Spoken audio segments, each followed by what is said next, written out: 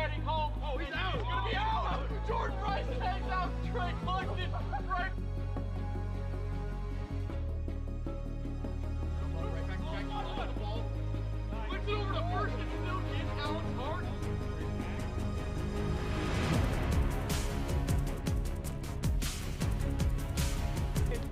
Cross, get out, ball later.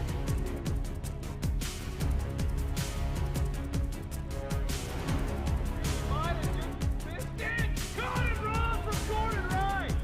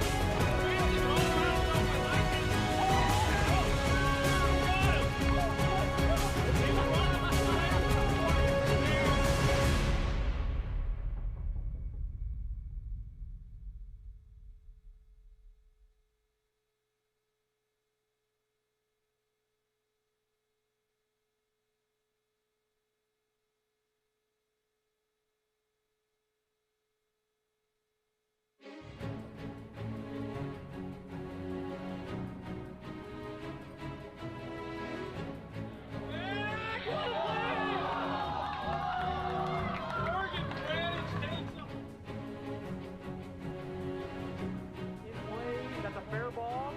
What a play from Jake Oliver.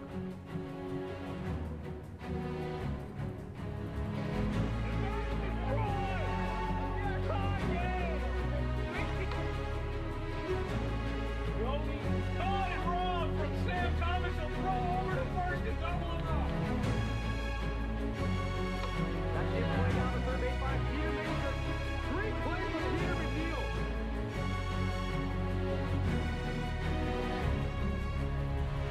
Justice already took advantage of that. What a play over at third.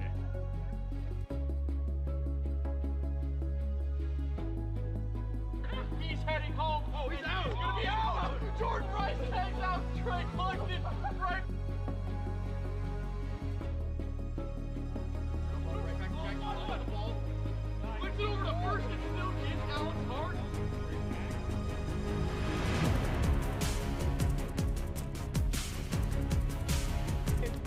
Cross, get out, ball later.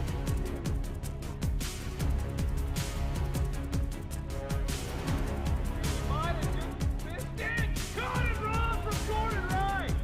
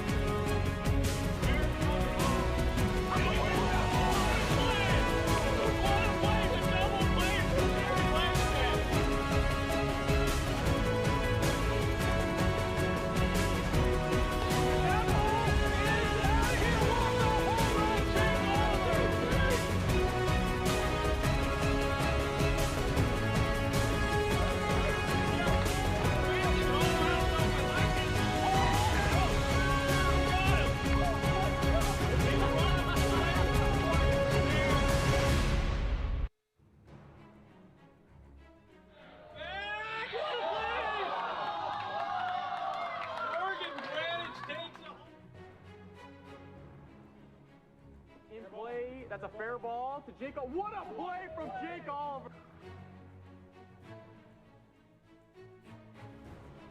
And that is destroyed! Yeah, tie game! 60. Going, caught and robbed from Sam Thomas. He'll throw over to first and double him up. That's in play down the third baseline. Peter makes the great play from Peter McNeil.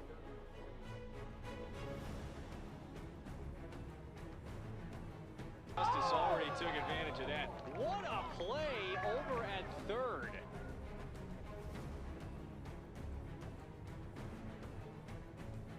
He's heading home. Oh, he's out. He's gonna be out. Jordan Rice tags out Trey Cluxton right.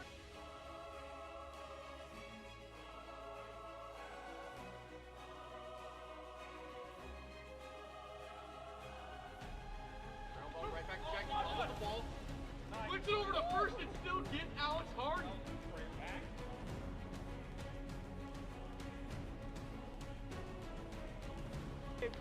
Cross, get out, ball later.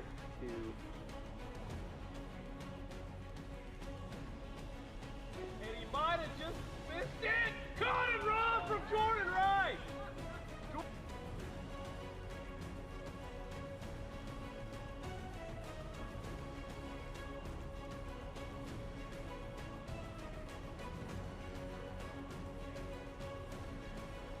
And that's a shot.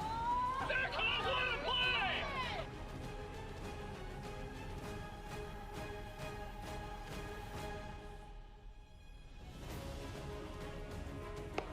Oh, a moonshot. Oh, he robbed it. What a catch. What a catch. Bears coming home. And he hits it. What a play! What a play! The double play from Jerry Langston. And that ball is out of here. Walk-off home run, Jake Oliver.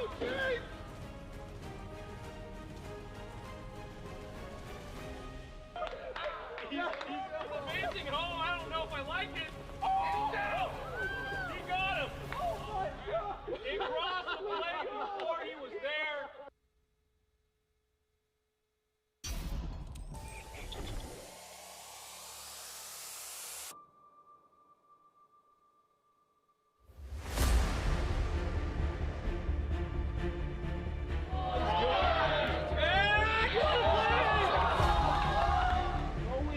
Going, caught and robbed from Sam Thomas. He'll throw over to first and double him up. That's in play down the third baseline. Peter makes the great play from Peter McNeil.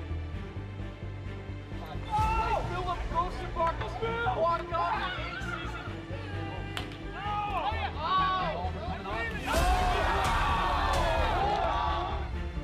Cross, get out, ball later.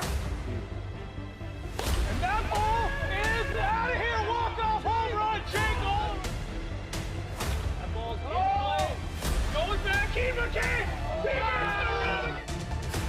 Akatona's playhouse makes the grab. He's heading home. Oh, he's out. He's gonna be out. I like it. That ball is absolutely tattooed. And what a roll! What a roll from Keaton to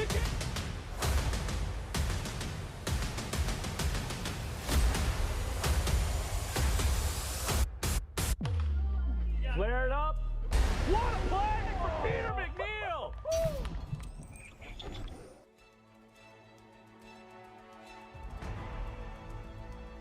On a picture-perfect Monday afternoon here in the PNW, Week 9 of the AWA regular season rolls on. And Eastern Enforcers have a chance to find themselves alone at the top of the league. I'm Trevor Butler. I'm joined today by Shane Hansen. Am I right, Shane? How you doing today? Doing great. You know, can't complain about a nice day at the park, you know. Up here in the trees. Oh, yeah. Always good vibes. It's going to be a fun one today. Certainly, as you said, a great day here at the ballpark. And a great day if you're an Eastern Enforcers fan. They come in today 16-8, a game back of the Metropolitan Mojo to the top of the league. But remember, Mojo played their Week 9 series last week. So a series win here for the Enforcers puts them ahead with just one series to play. It's a big one here for this Enforcers team, last year's World Series champion. Let's take a look at the starting lineups first for those Enforcers. Jake Oliver, Seattle Area Pipe Trades. Joshua Gradwell, Evans Midway High School. Tyler Clout, Hilltop Elementary. Isaac Van Horn, Seattle University. Cole Brandt, University of Washington. And for the team they'll see today, the Atlantic Aces. Aaron Schofield, Washington State University. Moses Valadez, go Wave. Morgan Granich, Northwest Guatemalan High School. Dylan Carroll, Little Man, Big Dreams. Jace Pratt, Jackson High School. Not only is it a big opportunity for the Enforcers, the Aces, certainly with a big series in their own right, they come in 4 games back of the top of the league, but only 3 back of the Enforcers. A sweep here could vault the Aces all the way up to that number 2 seed. Still quite a few teams in contention with 6 games to play. Like I said, you've got 5 teams within 4 games of each other at the top of the league, with only 6 to play for a lot of these clubs, minus the Mojo, of course, who are coming off a series victory. It's going to be Josh Gradwell on the hill, as per usual, for the Enforcers, the home team here in Game 1. Sports at 229, a sparkling ERA for Gradwell, 60 punch-outs, a 6-3 record, over 52 1/3 innings of work. In the late going this season, it's a big opportunity for Gradwell to keep his name in that Cy Young race. He's had a fantastic season. We'll see if he can build on it today. So it'll be Aaron Schofield, Morgan Granich, Moses Valdez, Jace Pratt, and Dylan Carroll, the starting lineup for the Aces, the visiting team here in Game 1. So we'll see them taking the first cuts in this contest. Cole Brandt, Jake Oliver, Josh Gradwell, Isaac Van Horn, and Rory Swanson, the lineup for the Enforcers this afternoon. Yeah, it's going to be interesting with the Atlantic Aces. I mean, they're looking like they're going to pitch Moses Valadez here, but last 2 weeks, Jace Pratt, he's been red hot on the mound, so you got to wonder if they're going to move back to him for games 2 and 3, or they're going to try to ride with Moses a little more. It'll be interesting to see, but as for right now, you got one of the best pitchers in the league with Josh Gradwell, so good start for the Enforcers coming up here, at least they hope. And you said at the first hurdle for this Aces team, before they can even think about Moses Valdez's outing on the hill, is going to be trying to inflict some damage off the powerful righty Josh Gradwell. Steps in against Aaron Schofield and opens this up with a strike. First pitch at 5:54 on a fantastic Monday evening. Second series of Week 9. 0-1 misses a little high to Schofield. Swings a .390 stick, 8 homers on the year. As he watches a ball downstairs. 32 RBI, 30 hits. And he leaves it 2-1 inside, a leadoff hitter's count. Schofield facing Gradwell. Top of the first here in Game 1. Gradwell sets and fires. Got him swinging at 60, and the count is full. Premature K there.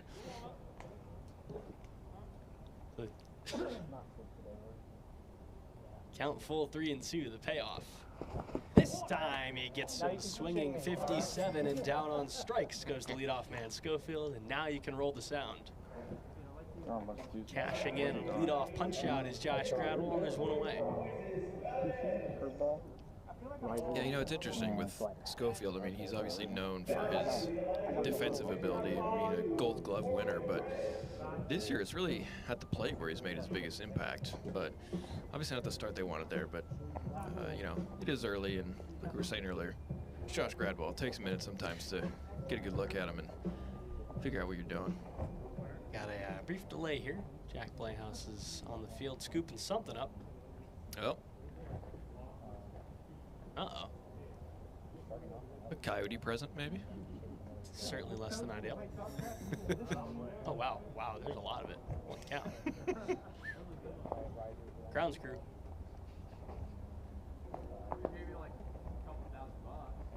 Brief delay here.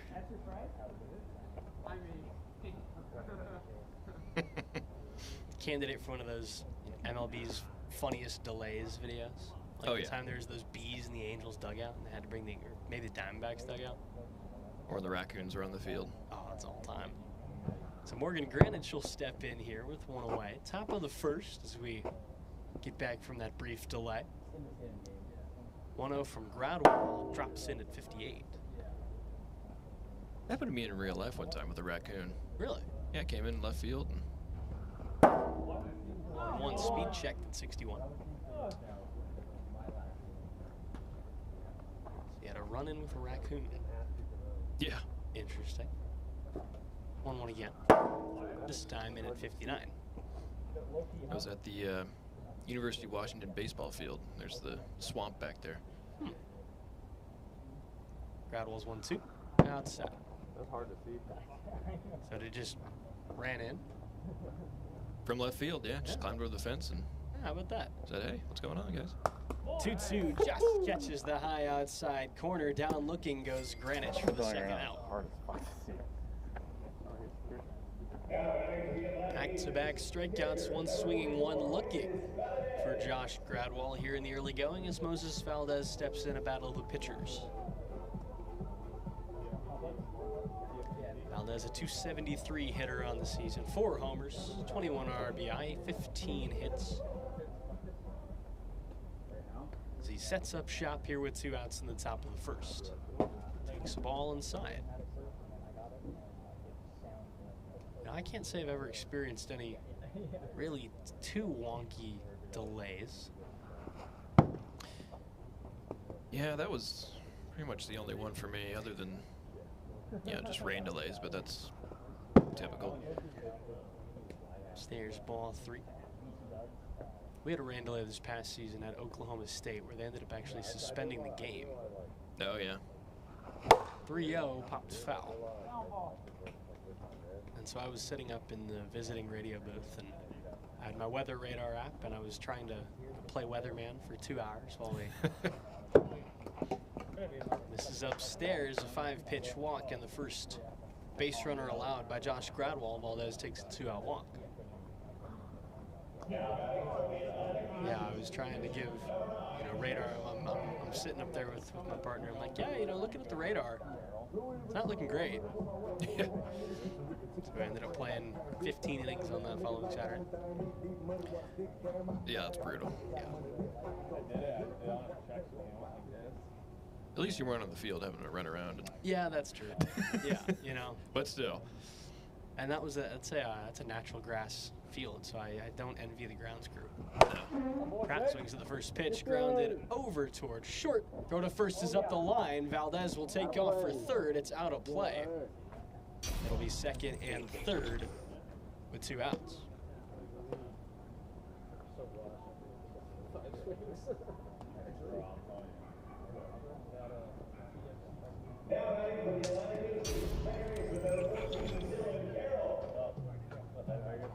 So it'll be an error on Cole Brandt.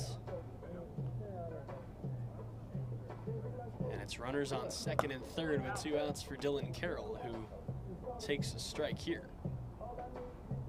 Suddenly a big opportunity for the Aces to get on the board first. Carroll pops it up. Everybody comes in, ends up with Cole Brandt. Nearly overran it, but he hauls it in. And the Enforcers escape trouble. Goodness me. Gradwell puts on 2, but doesn't allow him to score. First ups for the Enforcers after this.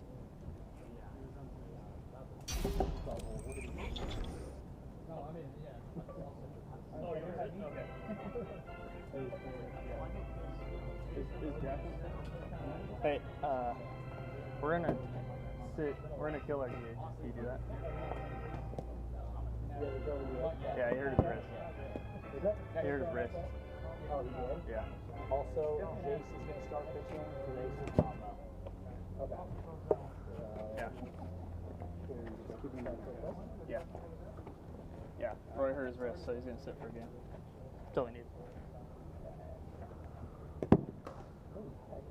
And the change position, look on the position.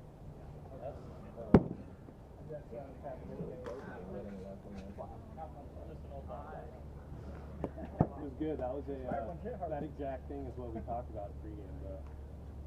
The hit, error, Captain's law.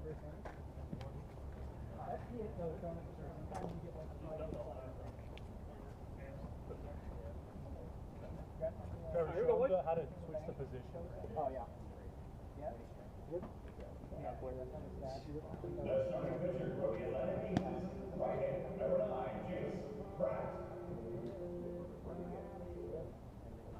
Back to it here in the bottom of the first after another brief delay. We had some position changes, some people being shifted around, and as you can see, it's not Moses Valdez on the hill, it's Jace Pratt, who's quickly ahead 0-2.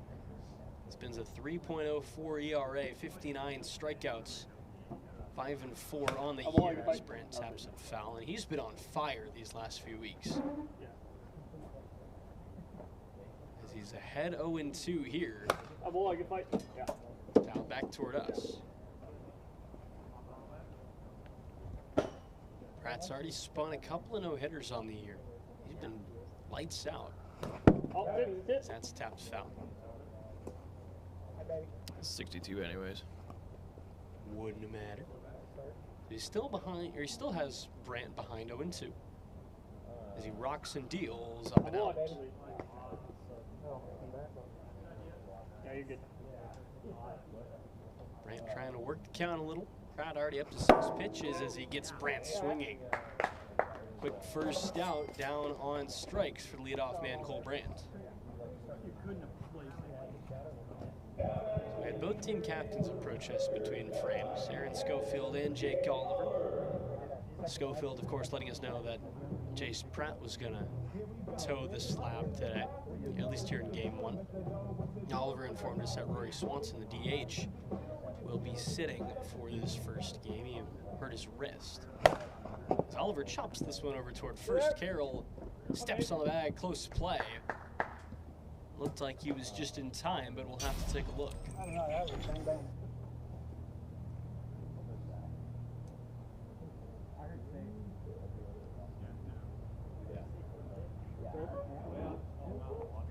Yes, indeed, he was out. A nice play by Dylan Carroll for a quick second out as Josh Gradwell steps in here. Gradwell versus Pratt, really appointment viewing on the hill. Quite a battle between two of the best pitchers in this league as Gradwell jumps ahead 1-0.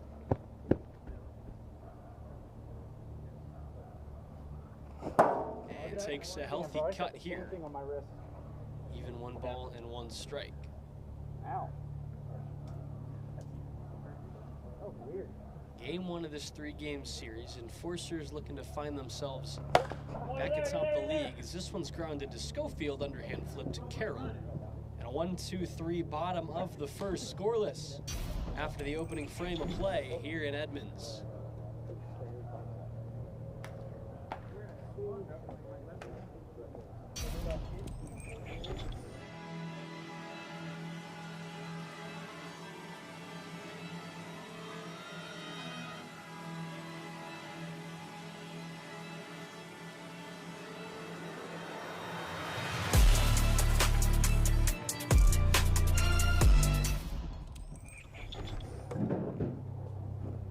Back to the top of the orders. We're back to it here in the top of the second. Schofield, Greenwich, Valdez due up for the Aces, looking to break the deadlock. Scoreless in both the top and bottom of the first. Aces picked up 1 hit off the bat of Jace Pratt. Nothing for the Enforcers. Second game of week number 9.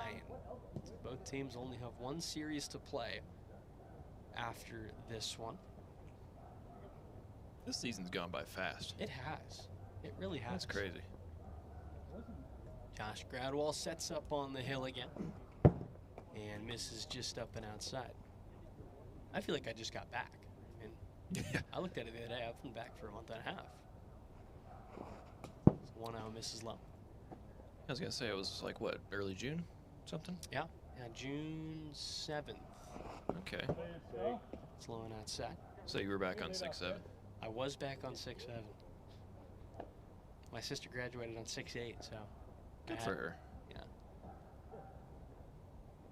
She's excited. She moves in about a month. 3-0. Ground ball left side. Big hop. Throw to first, not in time. My goodness, that was rolling down the line and hit the root. It might have been.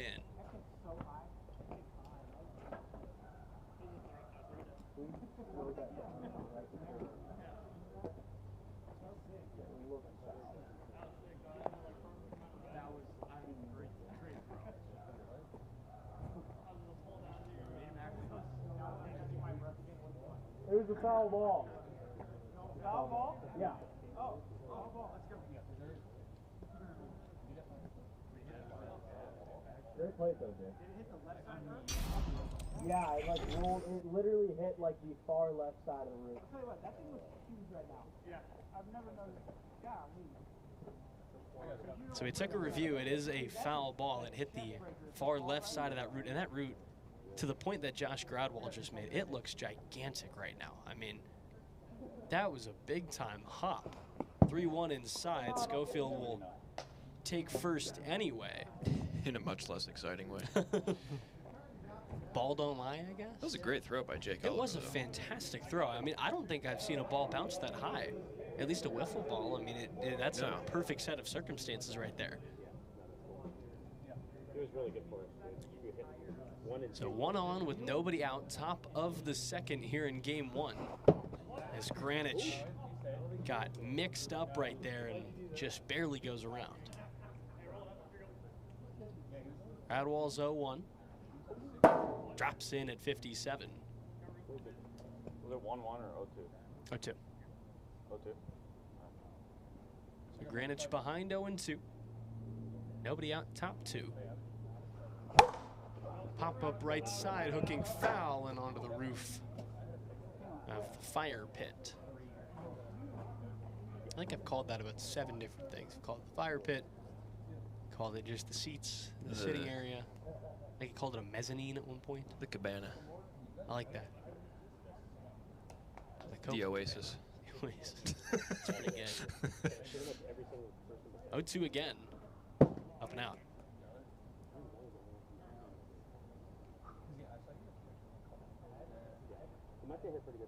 I would like the Oasis. 1-2. In at 60. Froze him looking for strike 3.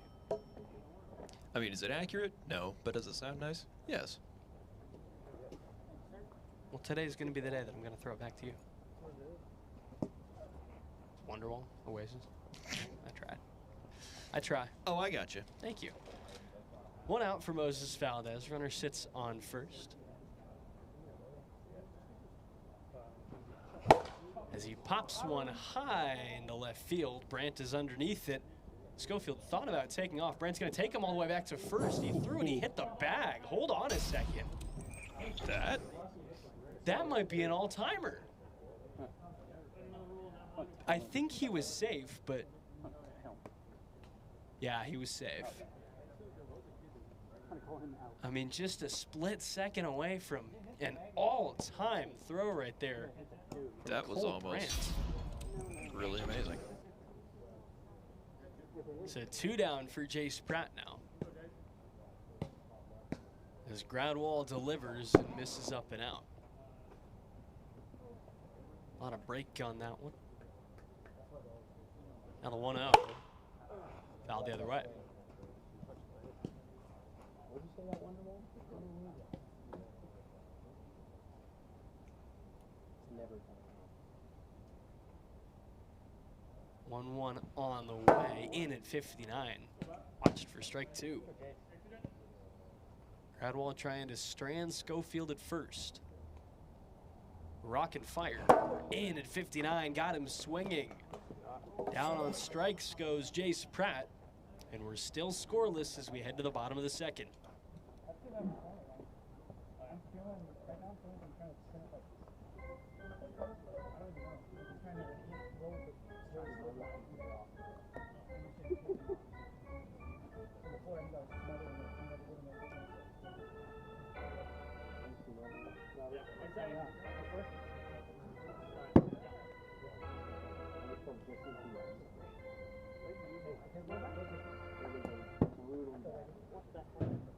I thought it was. It is really uncomfortable.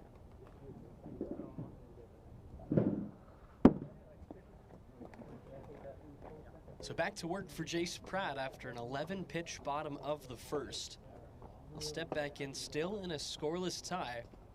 Let's see Van Horn, Brandt, and Oliver. Of course, no Rory Swanson here in game one for the Enforcers, dealing with some sort of wrist injury, as we're told by Jake Oliver. A lot of people like that. Pratt's first pitch to Van Horn misses upstairs, had him ducking out of the way. It's not too surprising that this game is tied at 0. Oh, hello. That was ripped the other way into the Oasis. That sent everybody scrambling over there. Goodness me. That almost hit their heads. Oh, my. Saddle down. Settle down. 1-1 is going to hit Van Horn. Pratt. We got going on. I feel like we need to look out back here. 2-1 tapped foul. We just rolled these shades down. Yeah, I've got my glasses on. I got eye protection. We're good. Oh, I should do that too. Now the 2-2. Low and out. Count full. Pratt working on Van Horn. Leadoff man here in the bottom of the second. Kicks and deals. Got him looking at 57. Jace Pratt. A big time first out here in the bottom of the second. It's really not shocking that this game is tied at 0 so far in the bottom of the second. I mean, when you have these two pitchers who have been so red hot lately, it's, you know, as a batter, not that these teams don't have good batters, but it's just difficult, especially early on when you're trying to figure out their stuff. I mean, I would not be shocked if we see quite a low-scoring series in general, just because even Moses Valdez, assuming we see him in Game 3, he's fantastic. He was a Cy Young candidate last season, so. And in former MVP. Make sure that you skip Rory. Rory's talking back.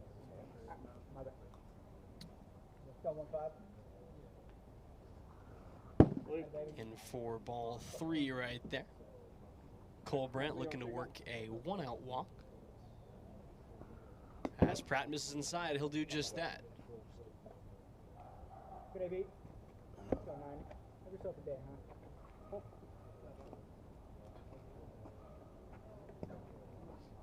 So 1-on-1 gone. Jake Oliver steps in once more. Looking to break the tie here. First pitch on the way from Pratt misses downstairs for ball 1. Josh Gradwall on deck. Isaac Van Horn in the hole. As Oliver leaves that outside.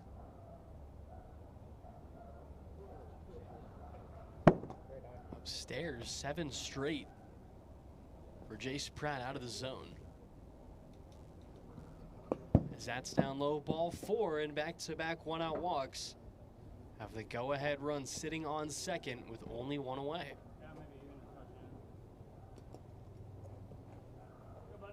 So Josh Gradwall, who's been shut down on the hill in these first 2 innings, with a chance to pull the old Shohei Ohtani and give himself some run support.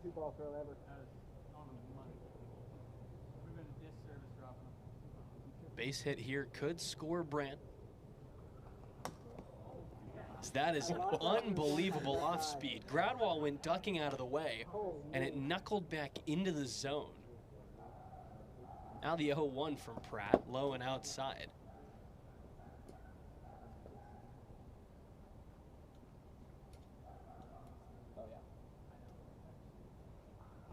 As that's pulled left side toward Granite. He bobbles it, and everybody's going to be safe. It was hit on a line toward Morgan Granite. They couldn't quite haul it in. Bases loaded now for Isaac Van Horn with only 1 away.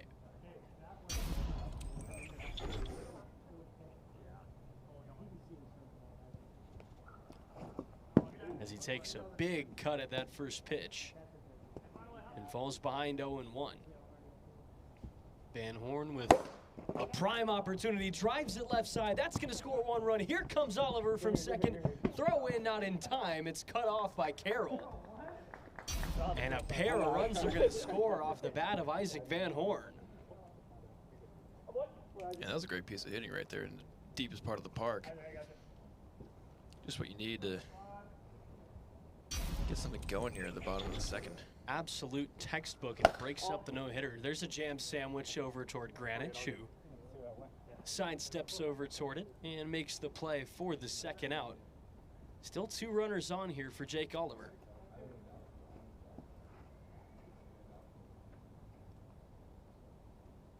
Can he tack on a little more? Takes the ball here.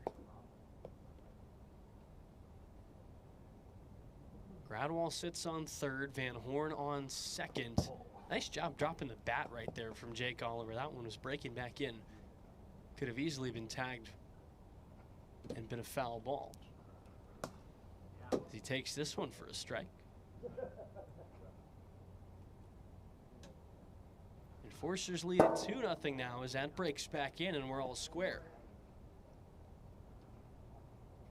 Pratt trying to limit the damage to just the 2 runs. Kicks and deals.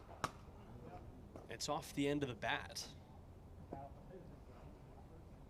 That'll go down as a foul tip as we're all square still.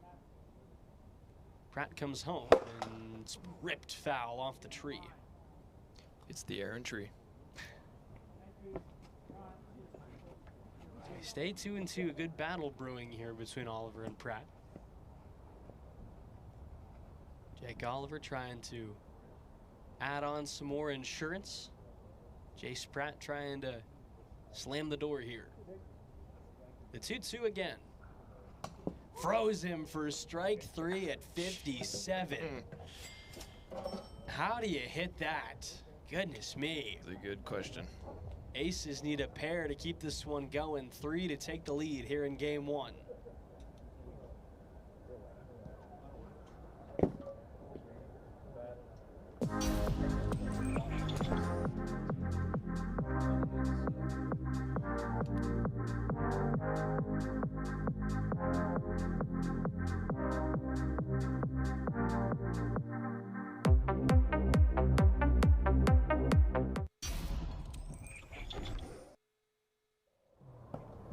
So it's Carroll, Schofield, Greenwich due up here in the top of this 3rd inning of game 1. Enforcers played at 2 in the bottom of the 2nd off the bat of Isaac Van Horn. The only runs that have been scored in this game so far. Josh Gradwall is on to try to put the cherry on top of this game 1 victory. As Dylan Carroll swings to the first pitch, tags it to left center, and it's gone. That's a good start. Dylan Carroll puts the aces on the board. Teach me how to Dougie, more like teach me how to homer. Makes this a 1-run game. Went backside with it too, drove it the other way. Just kind of snuck it out behind those trees in left center. So suddenly the lead cut in half here in the top of this 3rd inning. As Schofield swings on the first pitch and pulls it foul.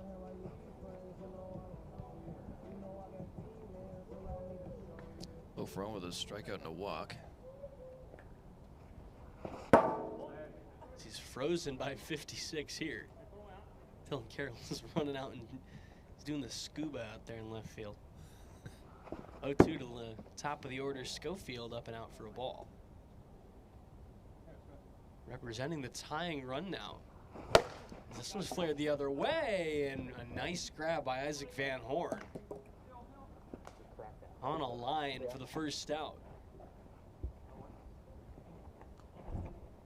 So Morgan Greenwich steps in search of his first hit of the contest. So we're in a spot where the tying run is at the plate for the Aces.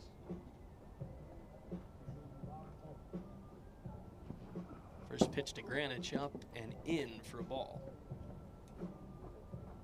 Greenwich with Valdez on deck and Pratt in the hole. Wears it off the back for ball 2. Gradwall historically has been lights out in the first 2 innings, but the 3rd inning has caused him some trouble sometimes as he misses outside to Greenwich. Takes a deep breath, calms himself, resets. Now the 3-0. Missed downstairs, ball 4, and the tying run makes his way to first. Now a chance for Moses Valdez representing the go-ahead run to take some cuts. Only one out in the top of this third, a 2-1 Enforcers lead. And a former league MVP here. I mean, not a bad guy to get a rally going. Certainly not. And probably the guy we'll see in game 3. It is a great two-headed monster on the hill for this Aces team. Yeah. Pretty good for both of these teams, We've really. seen a lot of teams that have just fantastic 1-2 punches. Yeah. It hasn't always been that way. It has really become a pitcher's league as of late. Tapped foul, and Valdez is behind 0-2. There's a plane flying overhead. It's very loud. Maybe it's Brock Playhouse. Yeah, it could be. Gradwall kicks and fires. Ground ball left side. And it appeared to be fair. Throw's going to run up the line. Out of play. We'll have to see if that was another interesting one with that root over there. We'll have to take a look at the replay. Might get the lefty slap in, maybe. Yeah. Just get it done.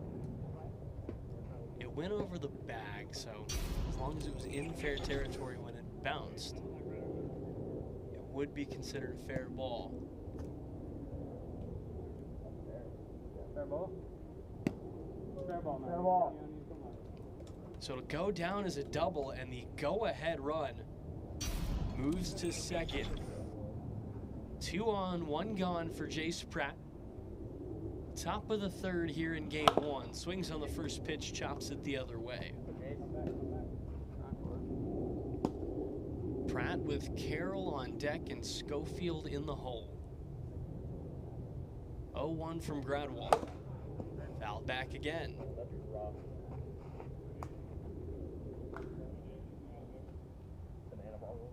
Trying to pick up a critical second out here is Josh Gradwall. Pratt's trying to stay alive here. The 0-2. Half swing, no, he did not. Holds off and takes ball 1.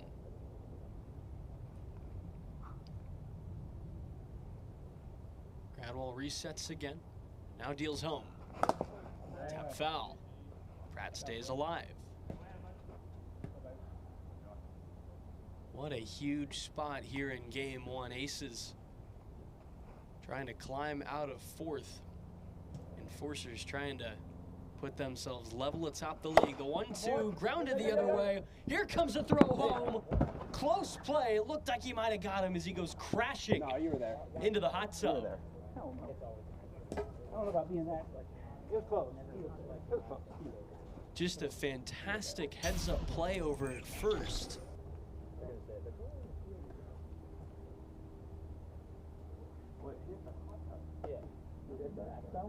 No, it hit the hot tub. Did it hit hot tub and then the hot tub? I also think he just like beat it. Doesn't it have to hit it? It hit the banner. It did? Yeah, low left by the A. What's happening? So after review, the throw did in fact nab him at home.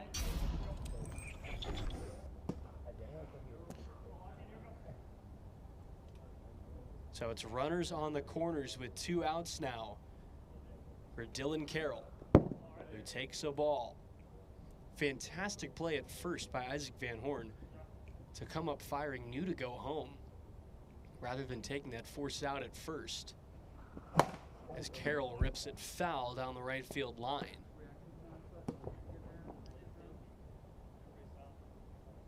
Schofield on deck, Granich in the hole. Should Carroll find himself aboard, the tying run sits at 3rd.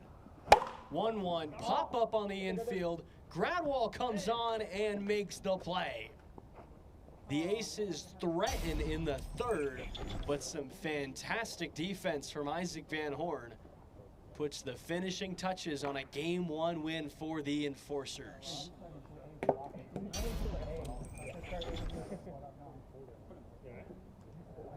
was like, if I would have ran the first part, I wouldn't. I was like, he's got to either get the guy out. I didn't care if it was like.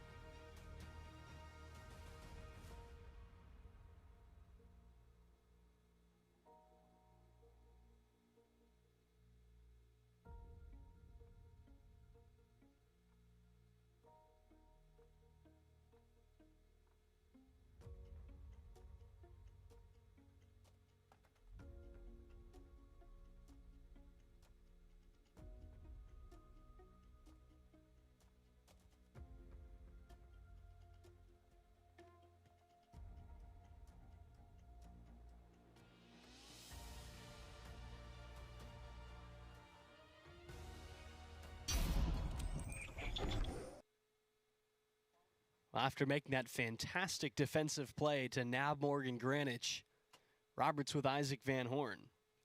All right, Isaac, talk about that fantastic defensive play they just talked about in the booth.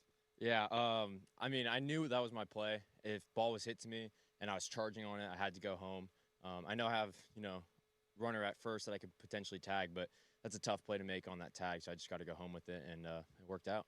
Yeah, well done there. Talk about that hit there at left field that also helped your team nab the win as well. You with the big day in Game 1. Yeah, the hit, I had already seen him a couple times. Had a long at-bat, first at-bat, so just was hunting and got a good piece, good barrel, and scored a couple runs. All right, good luck in Game 2 and 3. Thank you. Back to booth, guys. So we'll see these same lineups for Game 2. Still no Rory Swanson, so not sure what his status will be for Game 3, but Brent Oliver, Gradwall, Van Horn for the Enforcers, the visiting team here in Game 2.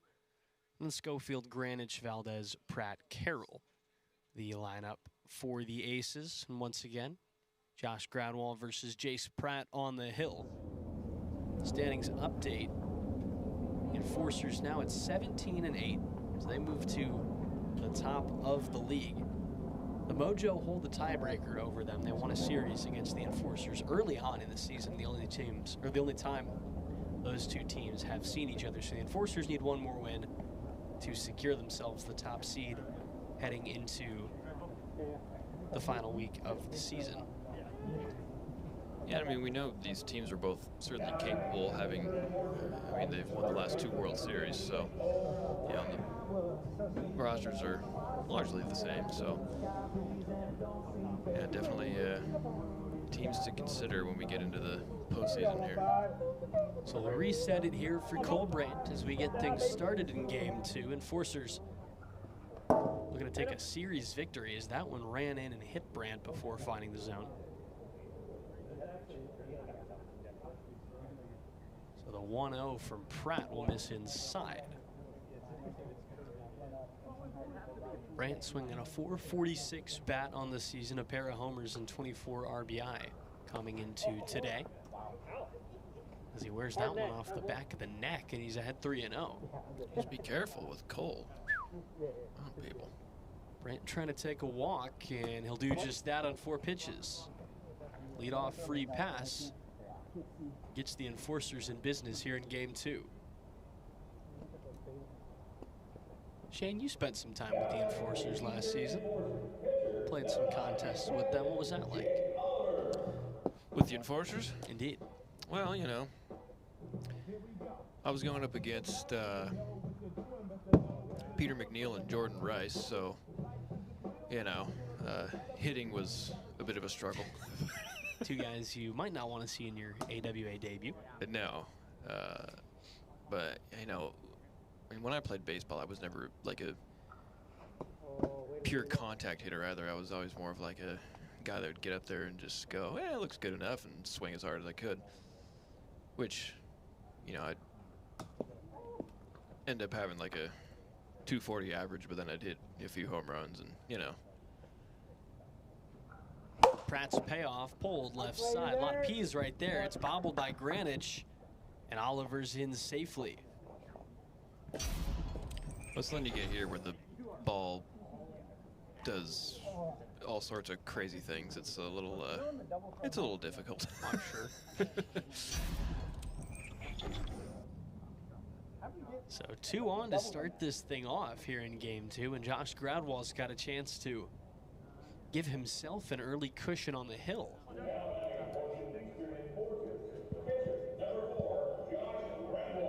We'll see if he can come through with an early RBI as he takes a ball upstairs here.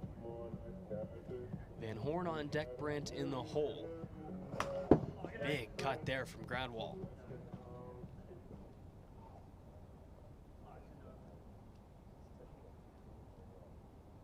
Now Pratt's 1-1.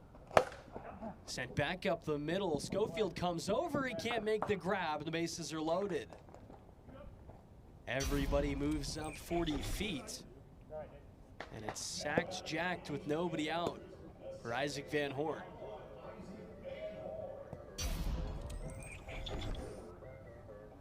Had a big-time game. A big-time game in game 1.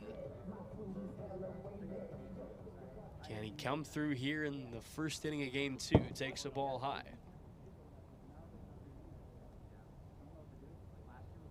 Now the 1-0.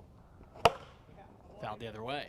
Something fell from the tree, like right in front of Aaron Schofield. I saw that. No, he's it's like an acorn or something. Just threw it to Dylan Carroll. 1-1 healthy, cut at 57, but he chased off speed. Pratt looking for a big time first out here. Misses up high, and it's 2-2. What do you got, Jace Pratt? Deals it 2-2. Got him at 60, down swinging for a huge first down with the bases loaded. Lineup turns over for Cole Brandt. Now it's his opportunity to try and break this early deadlock.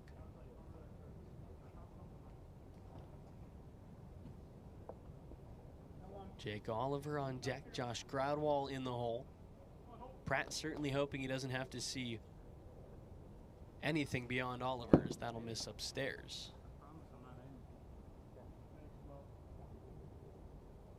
Brent walked his first time as he swings through 58 here. 24 RBI on the year, trying to add on to that total. 1-1 missed behind him for ball 2. Yeah, with a 446 average, I mean, he's just a phenomenal contact hitter. He gets on base. He's ahead 3-1 here. He's already walked 17 times this season, looking for lucky number 18 here, the 3-1. Missed upstairs, and that's how the scoring gets started here in game 2. The bases loaded walk, the second picked up by Cole Brandt today. Second walk of this game, I should say. No, yes. Bases loaded walk. I know what you mean. Thanks. So Jake Oliver steps in again. Already one hit to his name here in this second contest. Takes a strike here. Pratt looking for any way out of this inning. Gets Oliver to chase and puts him behind 0-2.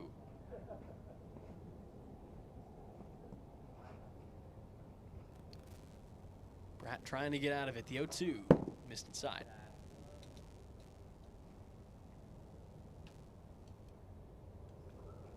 Now the 1-2 missed behind him again.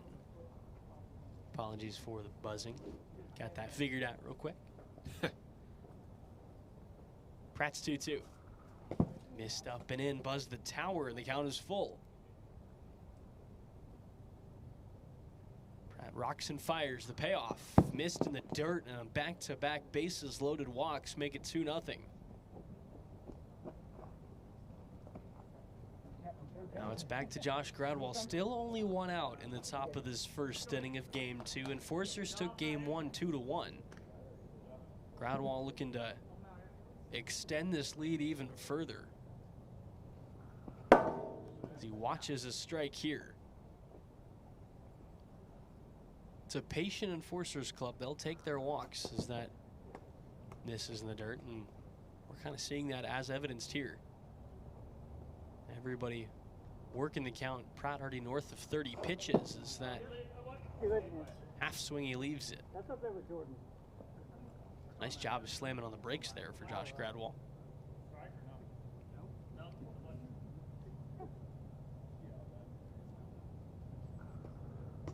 Two 2-1 misses high, and it's 3-1. Now Pratt's offering got him to chase 59, and the count is full. Pratt looking for a big second out. Gradwell looking to keep this party going. The payoff. Missed inside. He had to duck out of the way, and he takes a walk. Pratt showed some velo there out of frustration. 77 on the gun. Not bad.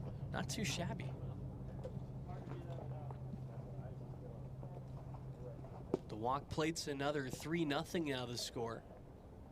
Still in the top of the first here in game 2. A win as advertised would put the Enforcers alone atop the league once again.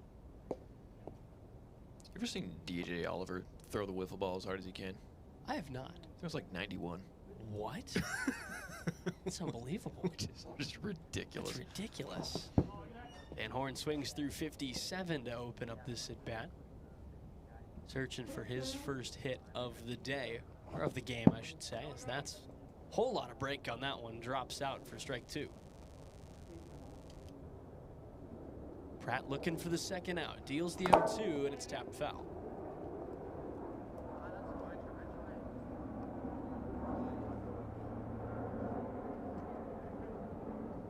Van Horn trying to work the count as much as he can. 0-2, got him looking at 56, froze him on the high outside corner. And the lineup turns over with 2 outs. Yeah, you get a lot of strikeouts looking, a lot of backwards Ks with Chase Pratt. I mean, you just, when that weird, crazy breaking balls hit, it's just like, I don't know. You don't even, there's nothing you can even do. Brandt takes a ball outside. He's trying to live on that high outside corner is Pratt. Yeah. Hasn't necessarily been there for him so far, but when it is fun to watch. Oh, yeah. Tried the knuckler there, but misses low and out. Like right there, just so close, but. Broke away from him again. Now the 3-1. The Enforcers, they're being a little more conservative on it now. They're not. Missed low and out, takes another walk, and it's 4-0. Not swinging it quite as many of those.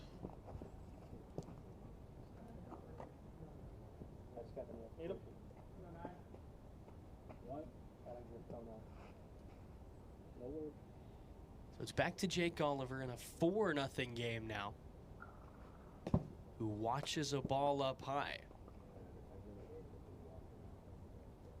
Gradwell on deck, Van Horn in the hole as Oliver wears that one for ball 2.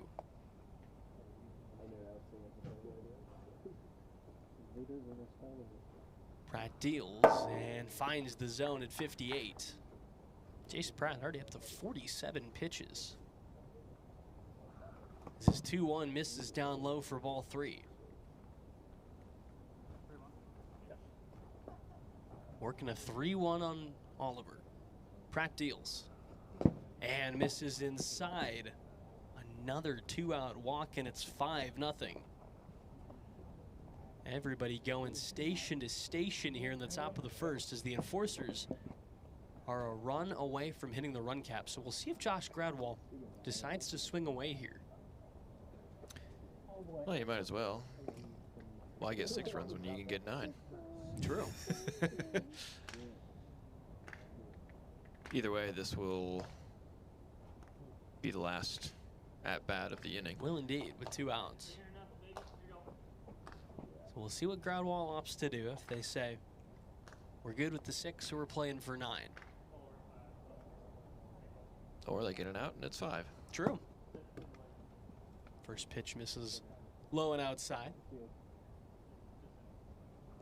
Oh my God, that's crazy. That hit. As that is a fantastic pitch right there. Now the 1-1.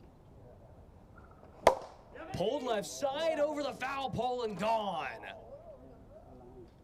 And went over the top of the pole, a grand slam, and right on cue. It's 9-0.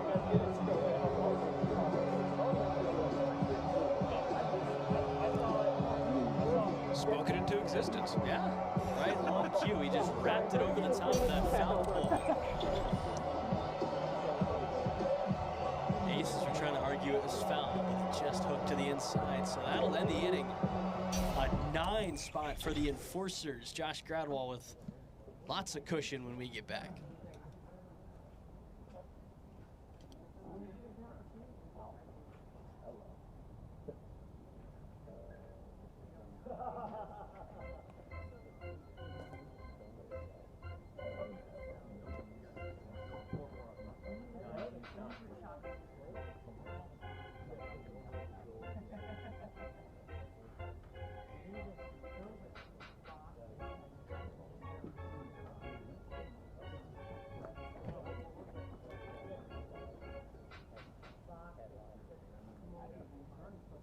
So Josh Gradwell will get back to it on the hill.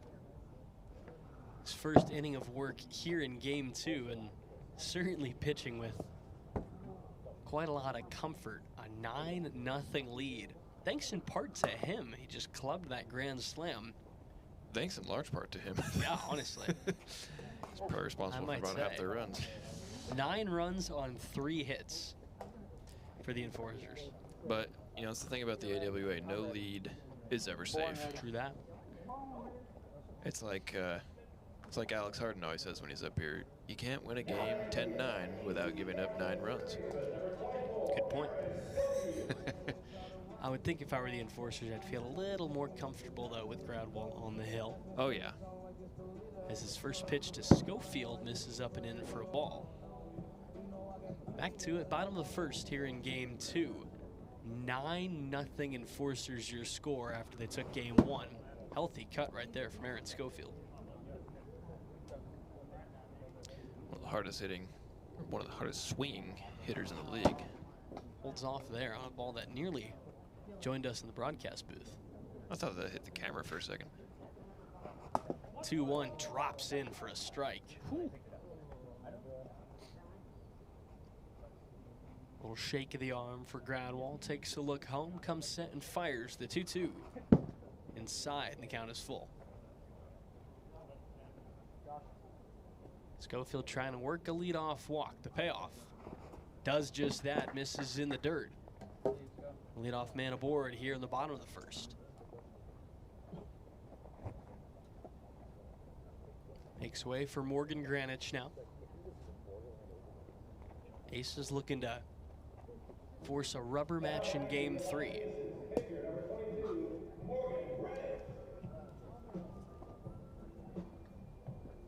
Granich steps in. 1 on, none gone as that'll miss up and out. Schofield is ready over there at first. He's ready to take off. While he adjusts his shoelaces. Same spot, same result, low and out. Surprising top of the first from Jace Pratt, I'd say. Didn't expect the tough outing he has had. As Gradwell's 2-0. is cut on and missed at 59. Gets one back here. Now the 2-1. Missed low again. He's trying to live on that low outside corner and just ain't able to find it thus far. Seems to be the strategy for both of them here. Yeah. In this game, too. So the 3-1 to Morgan Greenwich. Cut on and missed at 58, count full. Not a break on that one. Valdez on deck, Pratt in the hole. The payoff to Greenwich. Got him swinging at 59, dialed it up and got him to reach for something above the zone for the first out. So a big first out there with Schofield on first brings in Moses Valdez. 1 on, 1 gone now.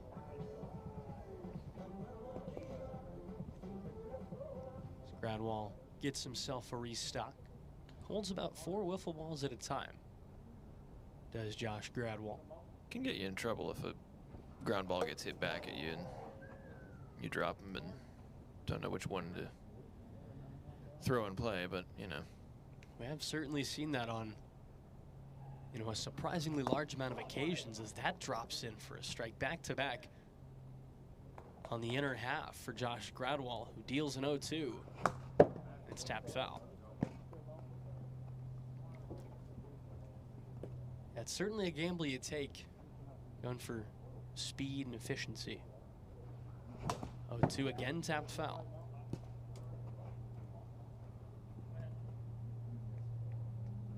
One on, 1 gone, bottom of the first, 9-0 Enforcers, 0-2. Say it with me now, chopped foul.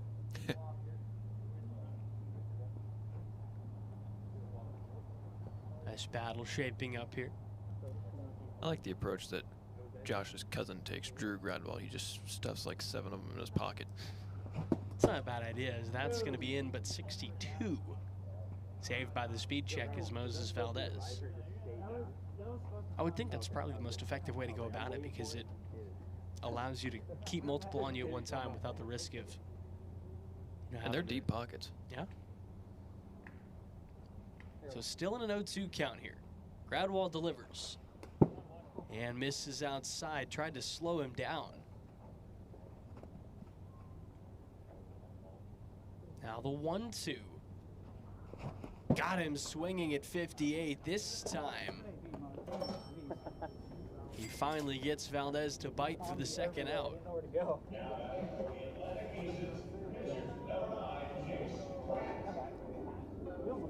So after leadoff walk, back-to-back strikeouts, have it 2 down for Jace Pratt. We assume Pratt will retake the bump for the top of the second.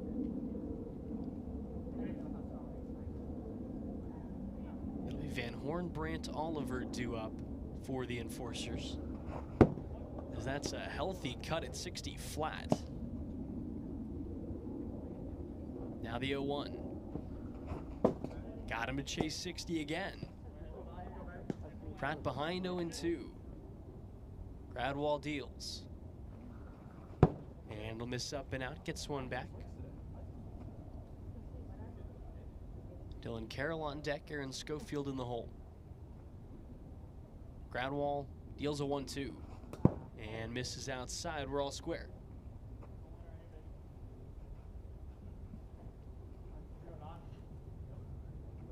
Pratt trying to continue working to count.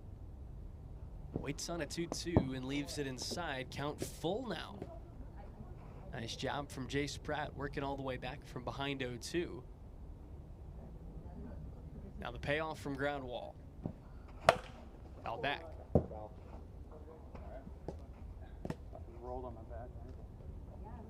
We'll try things again in a full count. The payoff. Just missing outside, a 2-out walk. And Jace Pratt is aboard for Dylan Carroll. I mean, that was a fine margins type situation right there, just barely missing on that high outside corner. So Dylan Carroll will step in. 2 on, 2 gone, bottom of the first, 9-0 Enforcers. Carroll, who tagged a homer in game 1. Takes a big cut at 58 here, but falls behind. His solo homer in game 1 cut the Enforcers' lead in half, made it 2-1, but was the only run the Aces could muster. Now he waits on a 1-1 and leaves it inside.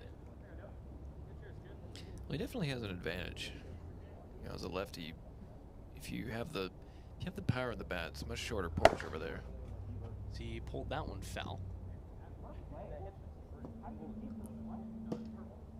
Oliver came in and charged on it, and Schofield took off for third. They both had to be told, like, that was pretty clearly foul. They just have a mentality that you play until the... Yeah, true that. 2-2, dialed up 61, saved by the speed check. New life for Dylan Carroll. All smiles from Gradwell on the hill. Works at 2-2 now. And grounded back to him. Throw to first. It bounced off the hand of Isaac Van Horn and hit Dylan Carroll. Have you ever seen something like that? Oh my goodness. Let's see where it got him. No, it's like the sound between each noise.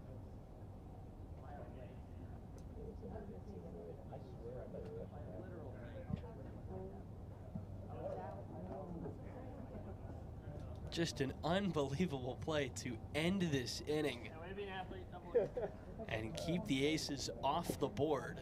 We head to the top of the second, 9-0 Enforcers your score. I mean, it was so far over. I like threw it down and it was like tailing off.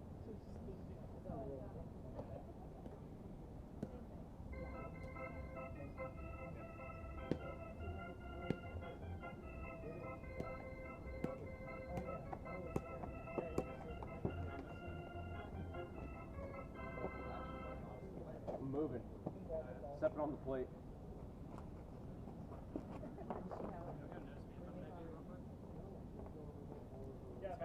So back to the hill for Jace Pratt. Already 52 pitches into this game 2 start. And he'll see Van Horn, Brandt, and Oliver. Yeah, Jace Pratt 52 pitches in that first inning. Josh Gradwell only 31. So Enforcers now looking to build on this 9-0 lead. very different starts for these two. Van Horn swings at the first pitch, taps it foul the other way. As he'll leave that one downstairs. We'll see how many pitches Pratt can rack up in this second inning. As the Enforcers continue to be very selective. Now the 2-1. Missed inside again, it's 3. Isaac Van Horn looking for a leadoff walk here. He'll do just that, takes it in the dirt, ball 4. And the leadoff man is aboard as the lineup turns over for Cole Brandt. Already a trifecta of walks under his belt. Swings through the first pitch, and that paid us a visit back here. Nearly took out the TikTok live stream, heavens me. Jake Oliver on deck, Josh Gradwell in the hole. 1-1 misses inside. Brandt had to just kind of sneak out of the way. Fouls that. Off toward the hot tub, it's 2-2. Now the rockin' deal, pop up left side, foul territory. Greenwich comes over and makes the grab. Taking off for second is Van Horn, and he tags in time. Wow. That's a nice heads-up play. Almost had him, too. I mean, the throw was just not quite so high. Yeah, certainly would have had him if it was a little bit lower.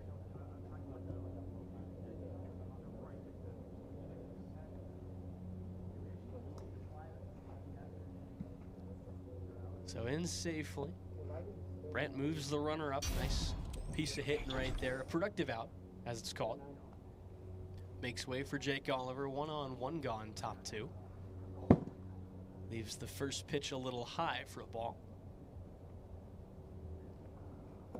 As that'll run outside. Oliver quickly ahead 2-0. Gives the ball a little shake and comes home with a 2-0, and Oliver's going to wear it. As he takes a healthy cut at 56 there, went chasing on 3-0. Don't see that every day. A bit of a courtesy swing. 3-1, ground ball left side. Greenwich charges, throws, and held off on throwing to first. He was trying to make the smart play and nab Van Horn, potentially turning for home. But yeah, Van Horn almost bought it for a second there. He sure did, but wisely slams on the brakes, and it's runners on the corners with 1 out. Josh Gradwall takes a ball up high. Surprised at this result here in game 2 as that's fouled back toward us. I was ready. I was locked in right there. I was ready to make an all-time great catch. Now the 1-1. Missed up high, ball 2. On this wonderful summer afternoon here in the PNW. A little bit of wind blowing right to left. That American flag in right center. As that's outside for ball 4. Yeah, certainly not too bad. I would say it's, the word I'd use is pleasant in this case. I mean, I've been to, I don't know, 30 states maybe, and I mean, I think some of the best summer weather is found here. Most certainly. I do tell people that all the time. I say, you know, certainly makes up for, you know, for the January, February. I tell people it's the 3 months of summer. You know, you get June, July, August, and it's fantastic. Part of May, maybe. And then the other 8.5 months are not great. But you take that trade-off. They have their moments sometimes. They do. Every once in a while. September, October can be nice. That is true.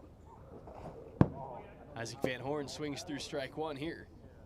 Yeah, you get some nice days in October, those college football Saturdays where it's just kind of crisp. Man, yeah. That's knockout right there. It's bases loaded with 1 out here in the top of this second. So that drops in for a strike. Van Horn on the back foot needing to defend now. The 1-2. Maybe the most excuse me swing of all time. Barely even an excuse me swing. That was like an excuse me extend the bat. So Van Horn stays alive. The 1-2 again. Again fouled back. Look out.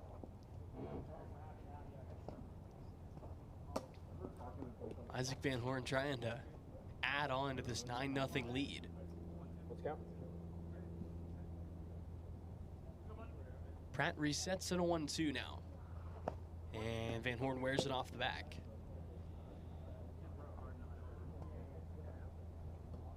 Trying to keep on working the 2-2. Wears it again.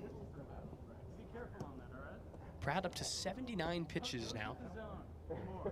Van Horn still looking for his first hit. He's worked the count back full. Now the payoff. Missed in the dirt and walked him. That'll bring in another run. It's 10-0.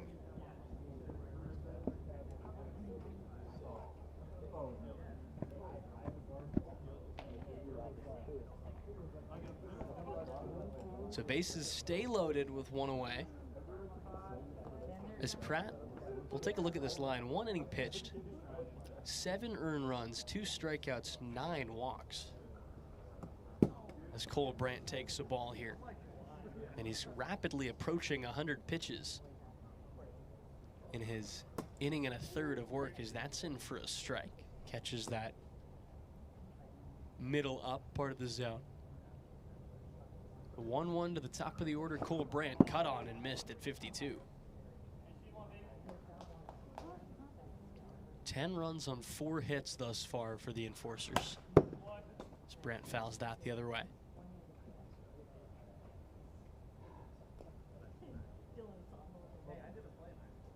Yeah, I crossed off state 31 last 2 weeks ago now. Brant holds off. Did you? Michigan got that knocked out. 2-2 misses inside, and the count is full. I've got everything like west of Missouri outside of 3 states. Ground ball over toward Greenwich, steps on third, gets the force out there, but a run scores. Yeah, I've got pretty much everything Colorado and west and the Dakotas. Yeah. And like Texas, but I haven't been to the Southeast much. That's the only I haven't either, surprisingly. region. I've been to Tennessee and Florida, but that's it so far. New Orleans is top of my bucket list. New Orleans is great. New Orleans is fantastic. I've had nothing but good times there. That's not true. I went for the Sugar Bowl a couple years ago, and that was the year Washington beat Texas, and I was cheering for Texas. Still great, though. I mean, that's a cool stadium. As Oliver takes the ball. Yeah, I need North Dakota, New Mexico, and Alaska, and then I've got everything west of Missouri. Oliver taps it foul. He's behind 1 and 2. Trying to keep this inning going. Pratt's 1-2. Missed inside. Oliver with a chance to build further on this 11-0 lead as he watches that one spike in the dirt and the count is full. The payoff. Got him swinging at 50. That'll end the inning. A pair score. To the bottom of the second we go. 11-0 Enforcers.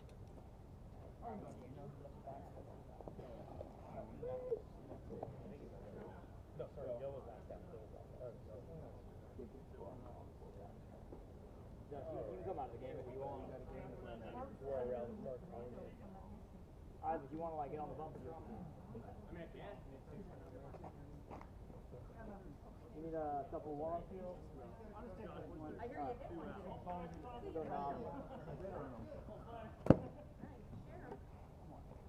we got some beer? No, we got donuts. Bottom of the second on the way for you here in game 2.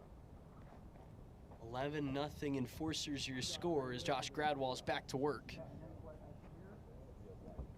It'll be Schofield, Greenwich, Valdez due up for the Atlantic Aces. You can't win 12-11 without giving up 11 runs. As the old saying goes. That is exactly right. So Schofield steps in and gets back to work here against Gradwell.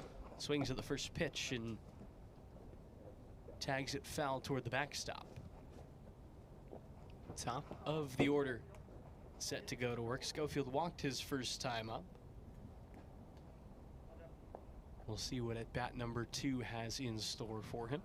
Oh my God. As he half swung back to Gradwell, who bobbled it, throws to first, and it was dropped. That would have been an all-time play. Oh my goodness.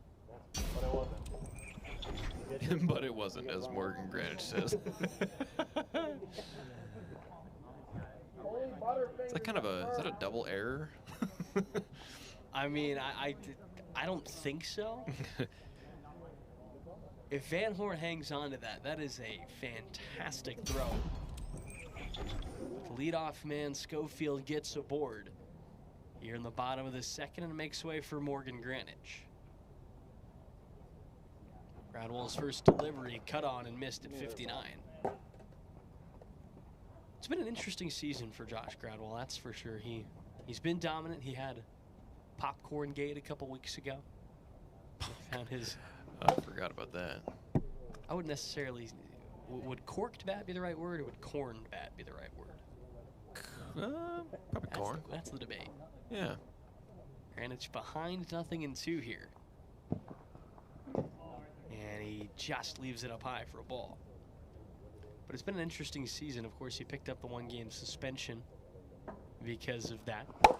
As this one's grounded back to him. Another tough play. He gives it up for Oliver, who can't make the throw in time. Everybody's going to be safe. And it's first and second with nobody out.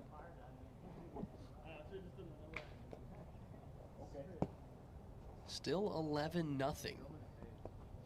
Here in the bottom of the second inning as Moses Valdez steps in. Nobody away. Gradwall looking to navigate some traffic on the base paths now. Misses up high to Valdez. Yeah, the Aces are by no means out of this. Healthy cut right there. It's 1-1. We can see teams score in bunches. It's not a uncommon. Gradwall comes over. He dropped the ball. Throw to third, and the call on the field is safe. A disaster for Josh. Another almost amazing play.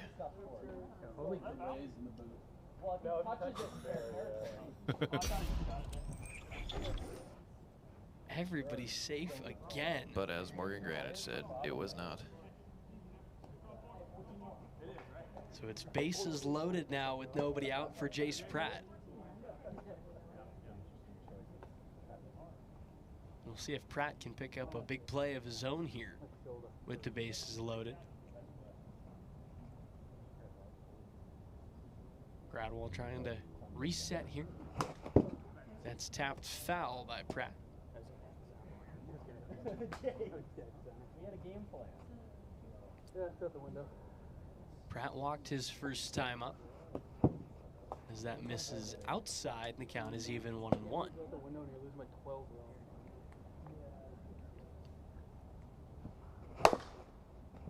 And pulled foul over toward the tree there. Pratt behind 1-2. Gradwall looking for the first out. Here in the second inning, bases loaded with nobody away. 1-2. Outside. Stays alive here as Pratt works the count to 1-2, or to 2-2, my apologies. Dylan Carroll on deck, Schofield in the hole, the 2-2. Grounded throw home in time. I'm getting that one. Gradwall pops up, makes the throw, and nabs Schofield as the bases stay loaded with one out. Would have been very unfortunate if he missed that one. I would think so. Able to haul that one into the bases stay loaded. One away now here in the bottom of the second as Dylan Carroll steps in. Already homered once in this series. What does he have here?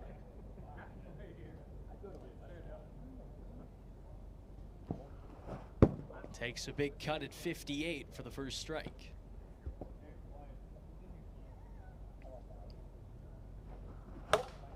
And fouls that one back over the roof of the booth. So Carroll behind 0-2. What can Gradwall dial up here? Rock and fire. Got him to chase 59, down swinging for the second out. And the lineup turns for Aaron Schofield. He's got himself a hit to open up this inning. He pick up another to keep it going. So we've got something going on right here. A check on Josh Gradwall, it appears. He's being handed a paper towel of some sort. Swinging and missing. I need to. Something going on out at the plate. That's intriguing.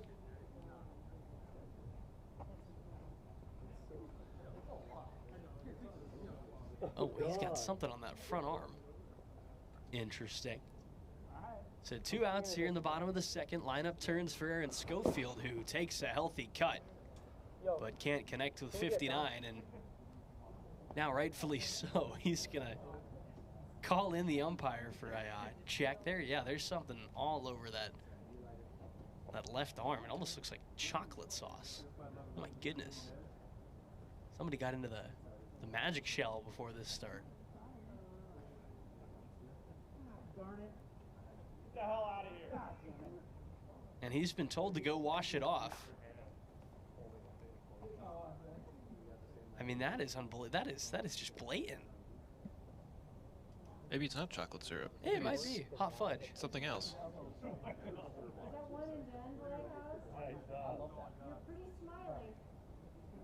Oh, it was chocolate syrup. Umpire Tommy Tickets has the bottle of chocolate syrup. That's a new one.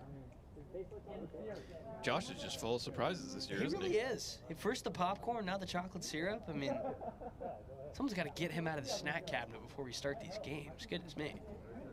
So he was instructed to wash it off. And we'll reset the count to 0-0. Whoa, whoa. I'll do it. Yeah. Oh, time. So we got time called now. There's a lot going on here. 2 flies landed on my hat. That's crazy. Schofield said he had 2 flies landing on his hat. So we're back to it now. We're all fly free and chocolate sauce free. It's on my hat again. We're not fly free. The fly is back on the cap of Aaron Schofield. Not kidding. That's just crazy. What a saga. And now we've got more chocolate. Things are really happening here in this second game. Maybe the flies, now that the chocolate's there, so it's attracting them. That actually wouldn't shock me. That seems like the most logical thing. So we'll reset now as Schofield takes the ball outside. Or maybe ants are going to show up on the field now. That would also be less than ideal. Just going to have Paul Rudd show up in a big costume. It's up and out. Hey, which college team is Paul Rudd a fan of? I wonder.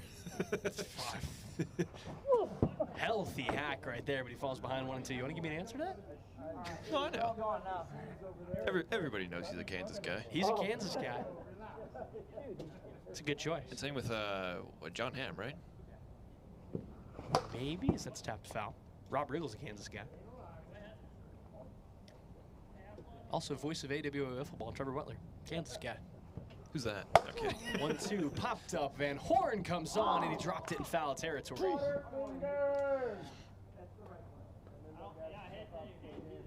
So we stay in a 1-2. This is really getting bizarre here in game 2. All sorts of silliness going on. We might get a bug delay here. We're getting close to a bug delay. Was it there's a Guardians playoff game from 2008? 1-2 to Schofield, popped up again. Gradwall comes on and hauls it in. Schofield tried to throw the bat at him, but he makes the grab, and that'll cap off the mercy rule here in game 2. Enforcers cruise. I wouldn't say cruise because it was all sorts of wonky here in game 2. But 11-0 your final score. They get through it. we find our way through that game. That's what we'll say. An intriguing game 2 ends 11-0 your final score. Enforcers will be going for the sweep when we get back.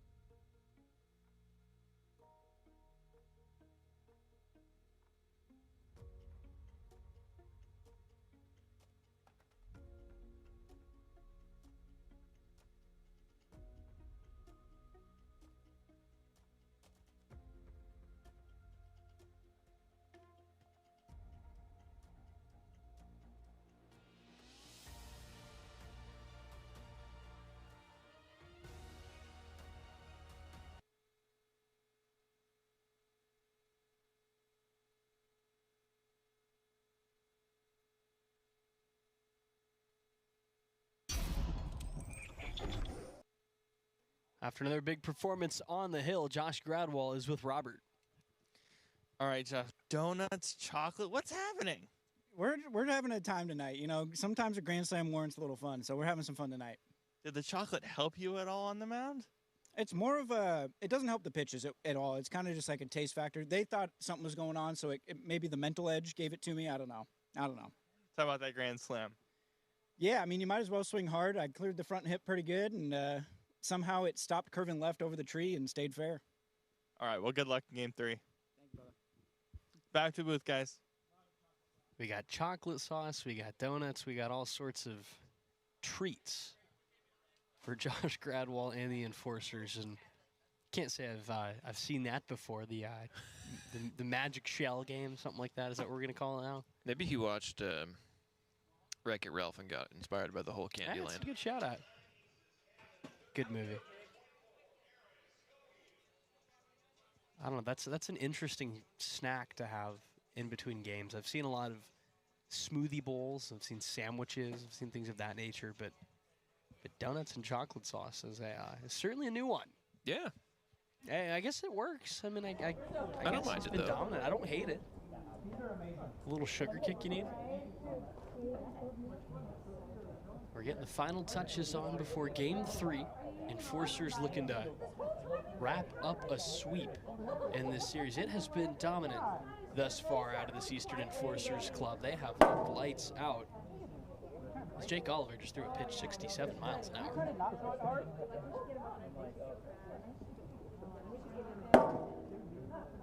Yeah, get him up in the booth. I don't know how to get up to the booth. But I also had 10 minutes. You guys worked really hard. Don't you want a warm, fresh donut homemade? I'm not coming up there. You gotta come get it. Before you start the game. Well, here, I can't reach. Can you come around here? Yeah, I can come wherever. Just tell me where. Oh, underneath? No.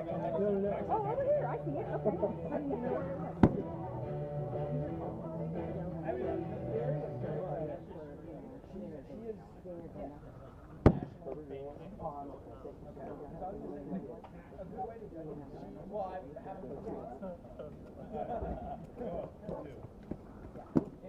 Am I okay? You get a donut. Oh, yeah. Look at that. Thank you. You guys need a win. You're unacceptable.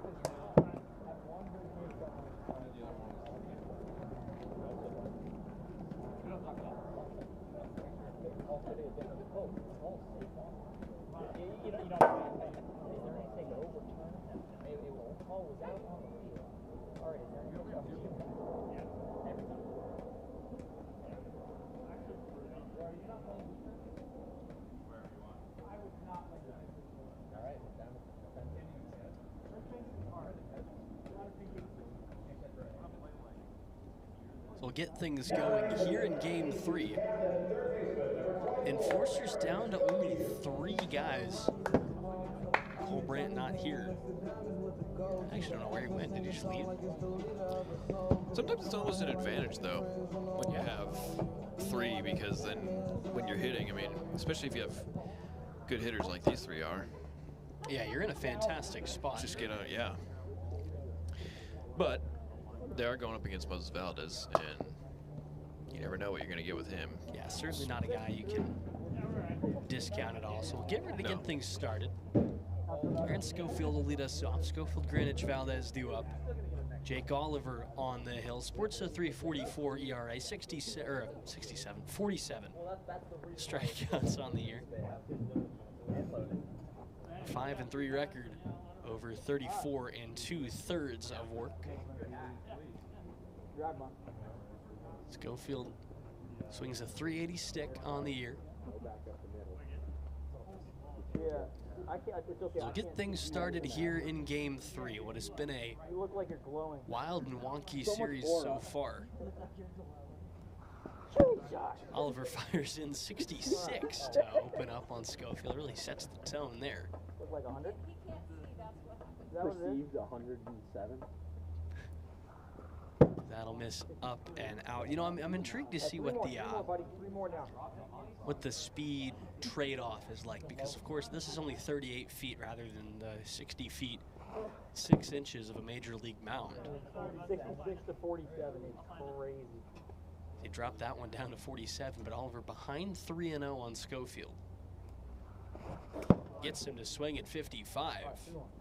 He gets one back. You know, why is the mound 60 feet and 6 inches instead of just flat 60? 3-1 spiked in the dirt and a leadoff walk. That's a good question. I used to know why, but I forgot. Let's find out. So Morgan Granich will step in here. It comes from an 1893 rule change. We'll get into that in a second. First pitch to Granich, pulled over toward Gradwall, got through the 5-hole. Schofield turns for third. He's going to slam on the brakes there. Showing the wheels. A standing double for Morgan Granich that just snuck through the legs of Josh Gradwall. So makes way for Moses Valdez.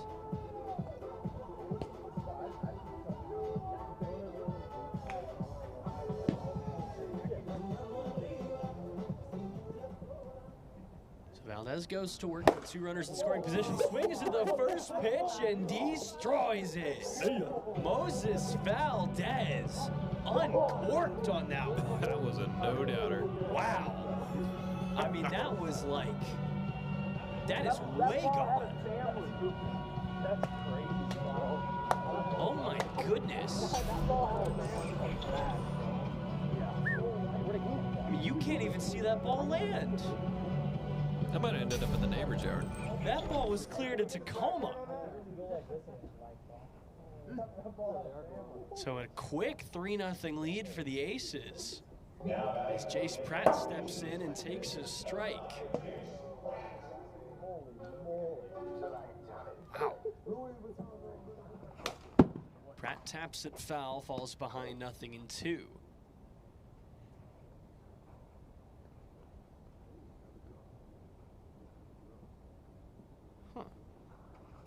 0-2 spiked in the dirt. So it's telling me that there used to be a pitching box that was 55 feet 6 inches from home plate. But because it wasn't, you know, an exact blueprint, that's where you get the 6 inches from. Things vary here and there, so they can get a little different. But then in 1893, they moved pitchers back 5 feet, which gave us our 60 feet 6 inches we have today. So it's been over 100 years. I know they made the mound bigger in like the late 60s, early 70s maybe. They made it taller just because pitching was so dominant. 2-2 to Pratt, and that's a dominant pitch right there. Gets him down swinging for the first out.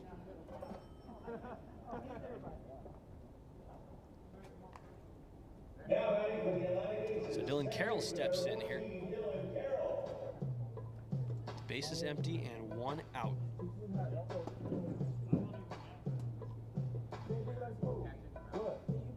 I'm sorry, they lowered the mound by 5 inches and made the strike zone smaller because pitchers in the late 60s were so dominant. It's like the Bob Gibson era. Missed a little high on that first offering. Oliver working on Carroll, first at bat of this third game, taps it foul. And I talked about doing more rule changes in 2021. I guess they did some more rule changes with the, you know, the mid-inning checks and everything, as that's in for a strike. I feel like MLB's had a lot of changes like in the last 5 years. Yeah. 1-2, up and out.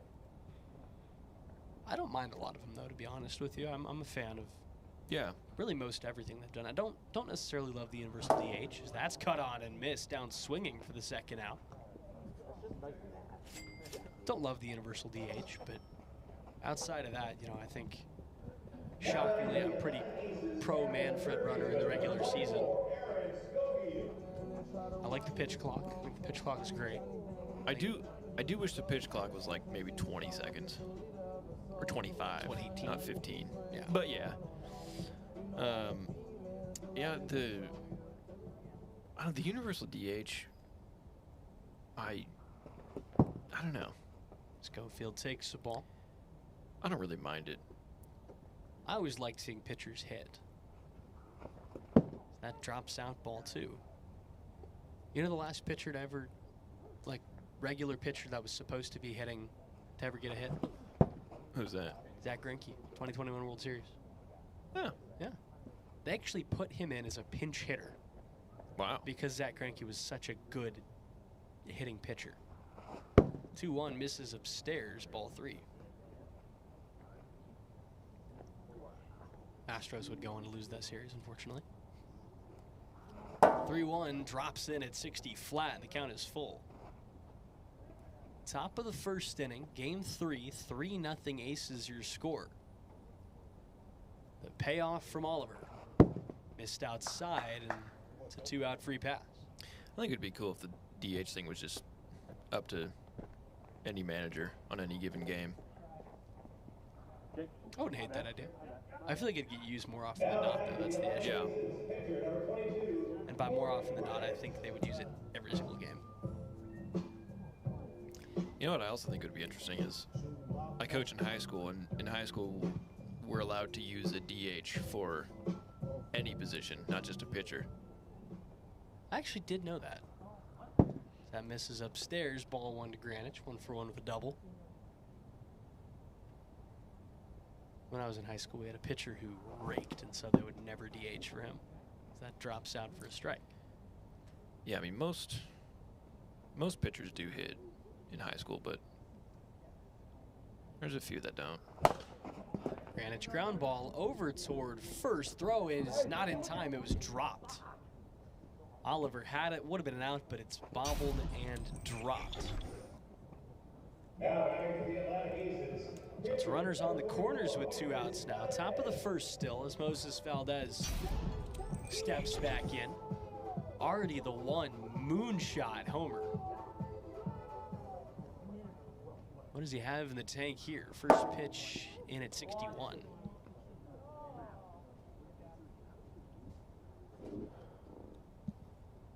So we'll try it again. Still in an 0-0 count. Half swing barely holding off is Valdez.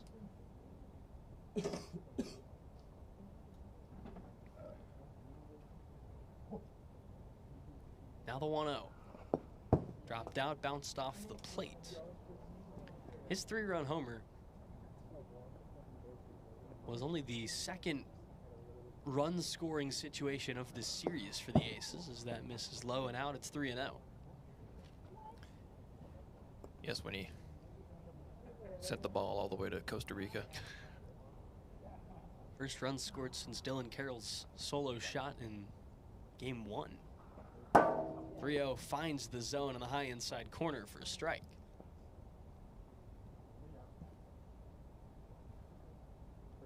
Now the 3-1 hitters count from Oliver.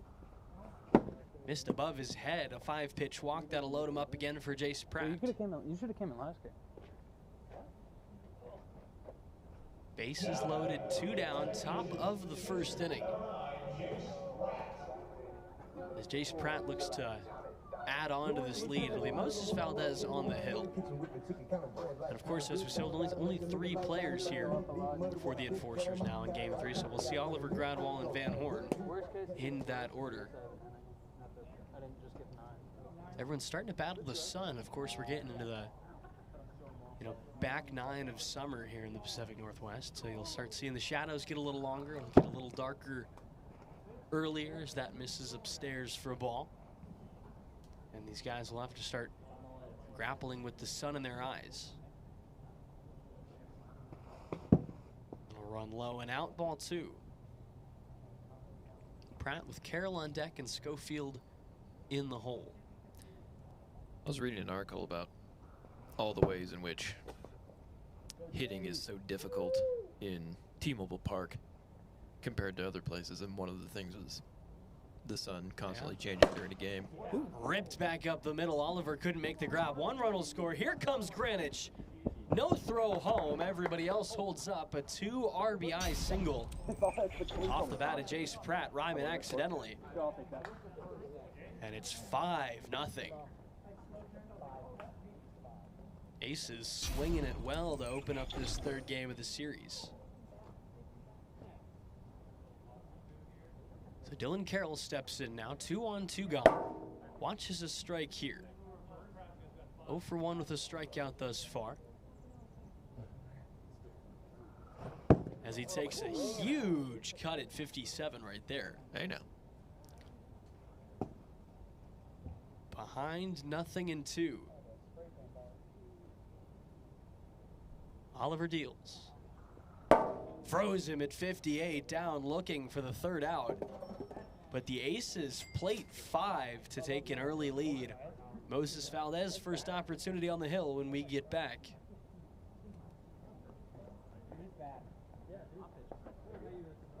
No, that's why I whipped that ground ball.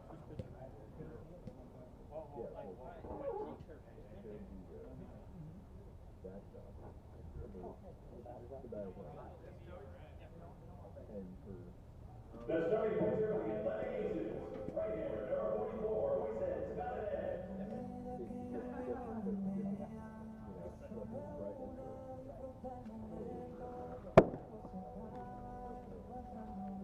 It's rough, huh? Yeah. Dude.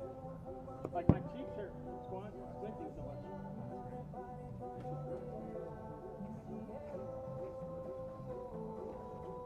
Oh, we got it?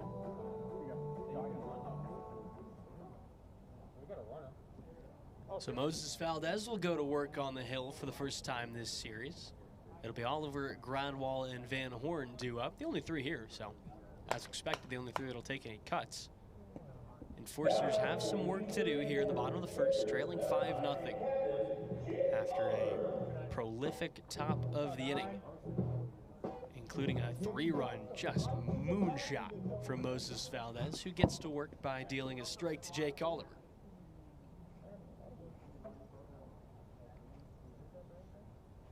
0-1 now, misses inside.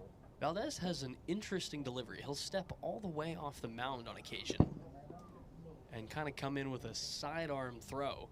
From our angle, it's about a 9 o'clock slot. See it here. That misses outside, ball 3. Seems to usually be the slider when that happens. It's a bit of a tell. 3-1, and froze him for strike 2, and the count is full. So it's kind of a tipping pitches sort of thing as he froze Oliver down looking for the first out. Well, especially because a lot of times he already stands so far to the right on the rubber itself. And so then you have that big step out too. It's just like, I mean, he'll be, I don't know, 4 or 5 feet off the mound where his arm is releasing, so makes it tough, especially if you're a righty batter. So 1 away for Van Horn. It should be Gradwall, actually.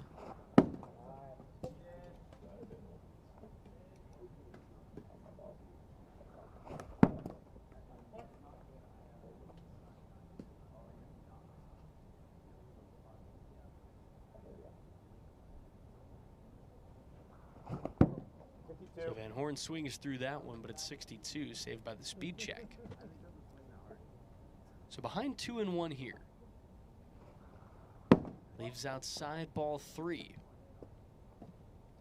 Valdez with 3 ball counts to each of the first 2 hitters, but Van Horn will get a little luckier and take a 1-out walk. Bottom of the first inning, game 3. Enforcers took the first 2, looking for a sweep. Aces trying to salvage something. They're up 5-0 right now. Josh Gradwall steps in for the first time here in game 3. Playing the field with only 3 enforcers here as that's chopped back to Valdez, who will get the trail runner turning for third as Van Horn. It's up the line and he's gonna score. Isaac Van Horn takes advantage of some aggressive base running to go from first to home and put the enforcers on the board. I mean, Dylan Carroll probably should have just eaten it there, but you know, I appreciate the aggressive approach. So it's 2 outs and the base is empty for Jake Oliver, who watches that one miss high and outside for a ball.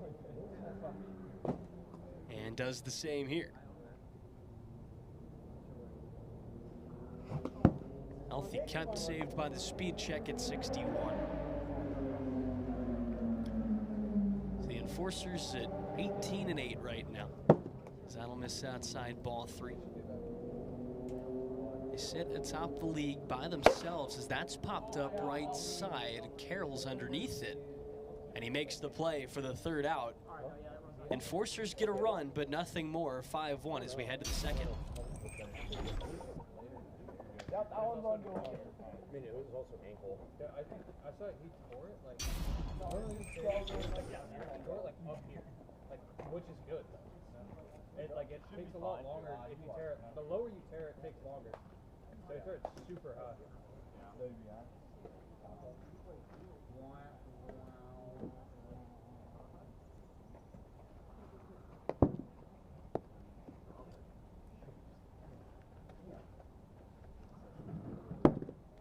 Getting closer. So we get back to it here in the top of the 2nd. 5-1 the score as Jake Oliver retakes the bump. Schofield, Greenwich, Valdez due up for the Aces as they look to build on their lead.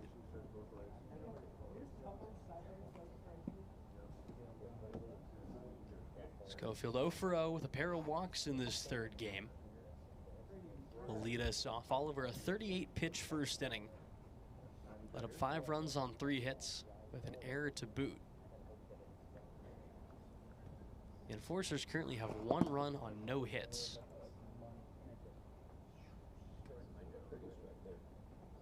The cricket strike right there. As Schofield pulls that one foul out of play. Cricket's interesting. I've really tried a lot to get into cricket. It's just, I don't understand. I get confused. Yeah. 1-1 from Oliver, misses inside.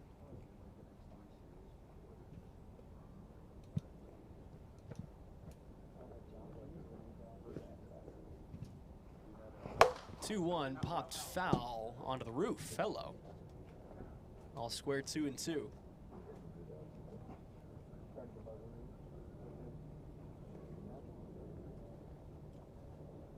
So Schofield, the leadoff man, trying to defend here. The 2-2 from Oliver in the dirt. Count full. Greenwich on deck, Valdez in the hole. Now the payoff. Ground ball left side past the extended hand of Gradwall. And Schofield will head to first and slam on the brakes. Went about halfway to second, but wisely retreats. And it's a leadoff single.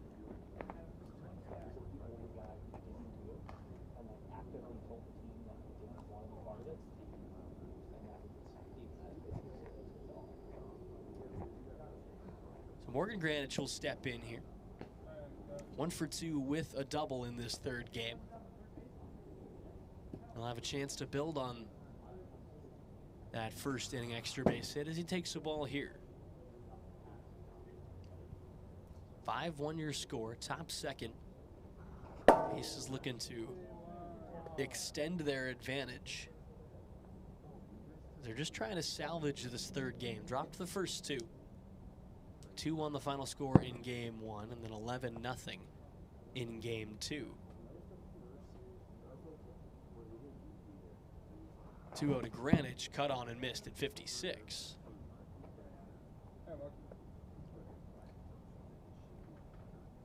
Oliver up to 47 pitches in this 3rd game. He misses in the dirt, ball 3 here.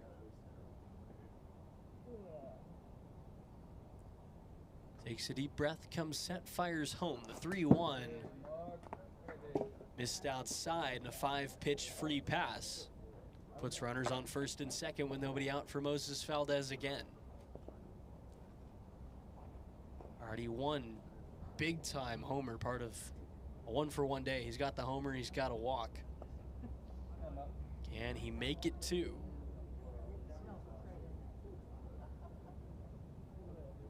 First pitch on the way, cut on and missed at 56. He was trying to.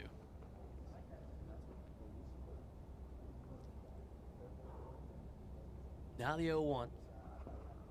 Outside, and we're all square.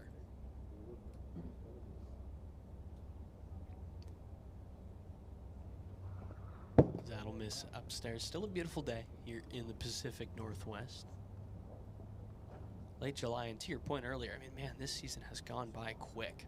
Oh, yeah. I feel like we just got started. So that drops out, but it swung through for strike 2. Postseason looming large now.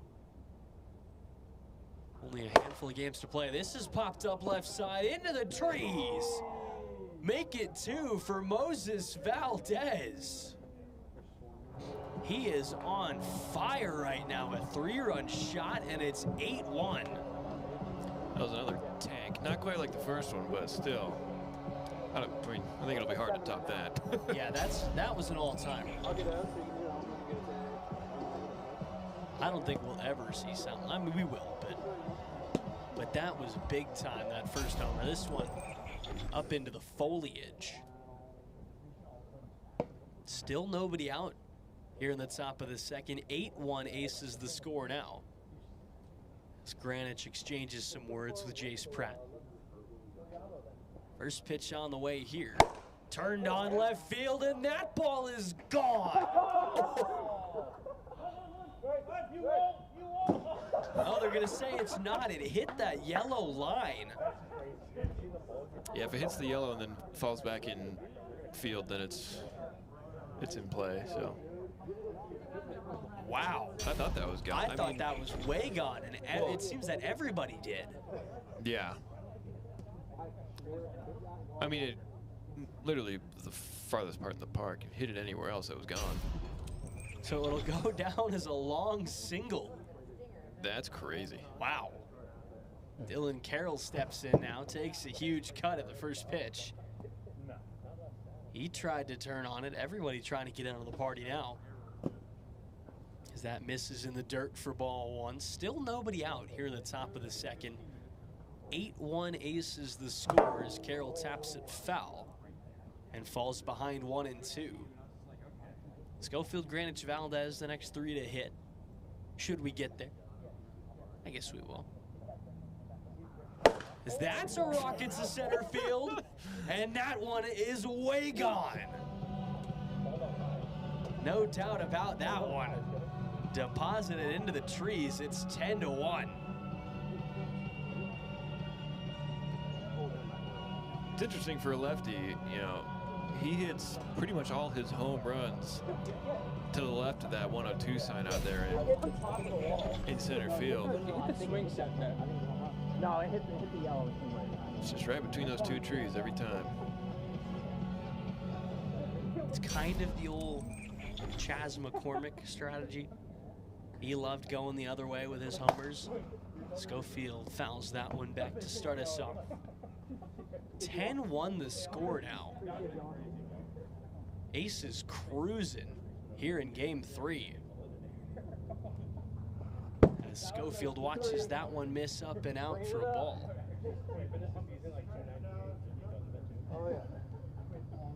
Still top of the second, 5 runs across. As that drops and catches the high inside corner. Speed is all over the place here. Tough to find a groove. You know, I'd say tough to find a groove here, the Enforcers, but it seems like they've really settled in, seeing as they have just absolutely mashed the wiffle ball here in this game. Oliver's 2-2 to Schofield. Missed outside, and it was 65. Goodness me. 13-mile-an-hour difference there. 17. Hey, Oliver, calm down. 17. Not a math major for a reason. Neither was I. I've taken 1 math class in college. Here's the payoff. Up and out, ball 4, and the line keeps moving. Still nobody out here in the top of the second as Morgan Granich steps in. And was that 1 math class like business math or personal finance? It was personal finance. Yeah. Personal finance 101. Honestly, though, I think that's the most useful one. It was very useful. I actually use a lot of the things I learned in that class. I mean, unless you're going to be like an engineer or something that requires math. Right.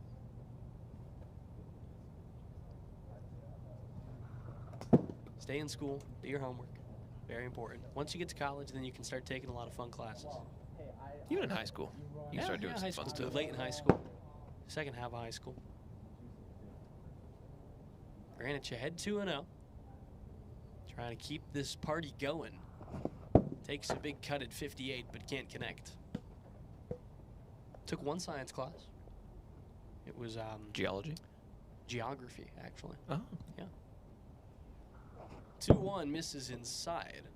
Took it my first year or my first semester of college. I was an earth science minor, so it was geography, geology, astronomy. 3-1 runs inside, hits him on the wrist, and Morgan Greenwich has himself a walk. I'm taking my last core class this first semester, which starts in a few weeks. There you go. Taking linguistics. As Moses Valdez takes the ball. Not sure what it'll be about, but you know. It'll be about linguistics. What defines linguistics? I don't know. I guess we'll find out. I guess that's why I'm taking the class. 1-0 in at 60 flat for a strike, and Valdez moves square with Oliver, 1-1 now. Oliver deals home and misses upstairs, ball 2. Jake Oliver quickly approaching 100 pitches on the day. He's at 73 for this this first and only start of the afternoon for Jake Oliver. 2-1 to Moses Valdez. Drops out, bounces in the dirt, and it's 3-1. Linguistics is the study of the scientific origins of language. 3-1 hitters count, misses outside, and he takes another walk. That's intriguing. They explore how human language works, how we acquire it, and how it evolves. Huh. How about that? That sounds kind of interesting. That does sound interesting. I think I'll have a good time.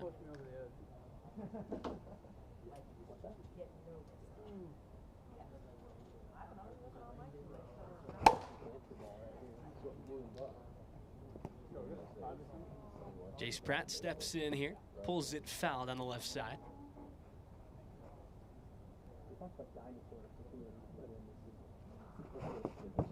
As Pratt cuts through 58, falls behind 0-2. Really taking some big hacks. Bases loaded, nobody out here in the top of this second. 10-1 aces your score here in game 3. Pratt 2 for 3 on the day with a pair of singles. Couple taps of the bat, re-engages, big kick from Oliver, 0-2, misses in the dirt. Yeah, I'm kind of excited for that class, I can't even lie. Yeah. Another 1-2. Miss downstairs again. Would this technically be a tactical walk if Oliver dealt it to... It certainly won't be a walk as it's driven over the head of Van Horn. Won't leave the yard. It'll score a run. That'll get us to the run cap for the inning. So it'll be another long single off the bat of Jace Pratt. Ryman accidentally, but that'll take us to the run cap here in the top of the second. 11-1 aces your score.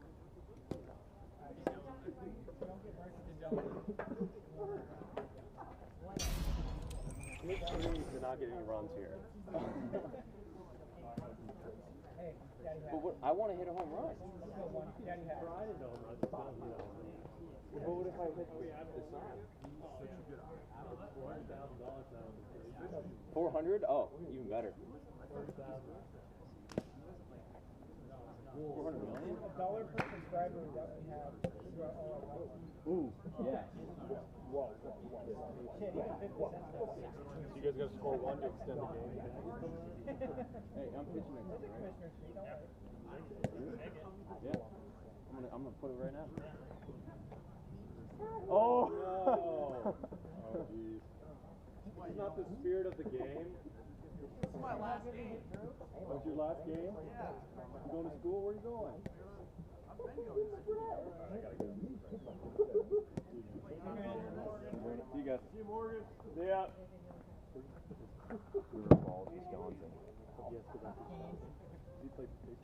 So back at it here in the bottom of the second. 11-1 Aces your score. Enforcers trying to chip into this as best as they possibly can.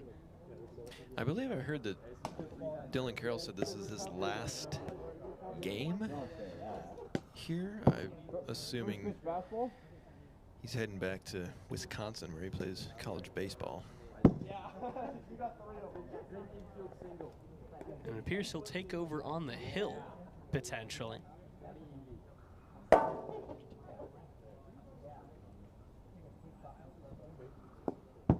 Dylan's mom.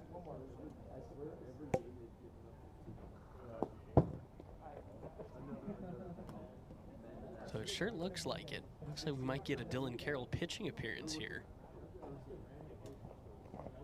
11-1 your score as Isaac Van Horn steps in here.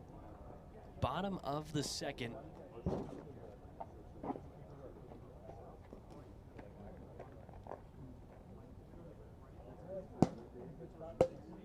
As Carroll steps in and gets to work. First pitching appearance of the season for Dylan Carroll. They're just going to do a little musical chairs there in the...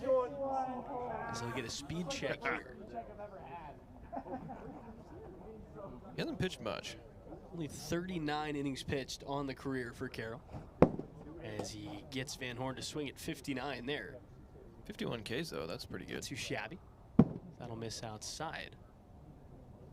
He does have a whip over 4 though, which is certainly not what you're looking for. Yeah. That just barely caught the zone. Unbelievable right there from Dylan Carroll. ERA of almost 7. That'll miss outside. It's 2-2. Van Horn, Gradwall, Oliver in that order. That'll miss outside. Now the payoff. Missed inside, and a leadoff walk, and Van Horn tripped something. I don't know what that was.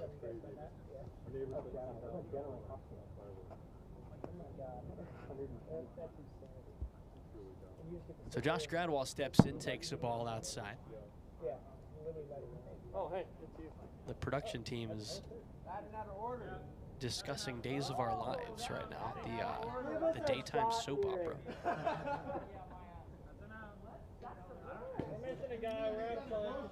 So Josh Gradwall pulls it foul left side.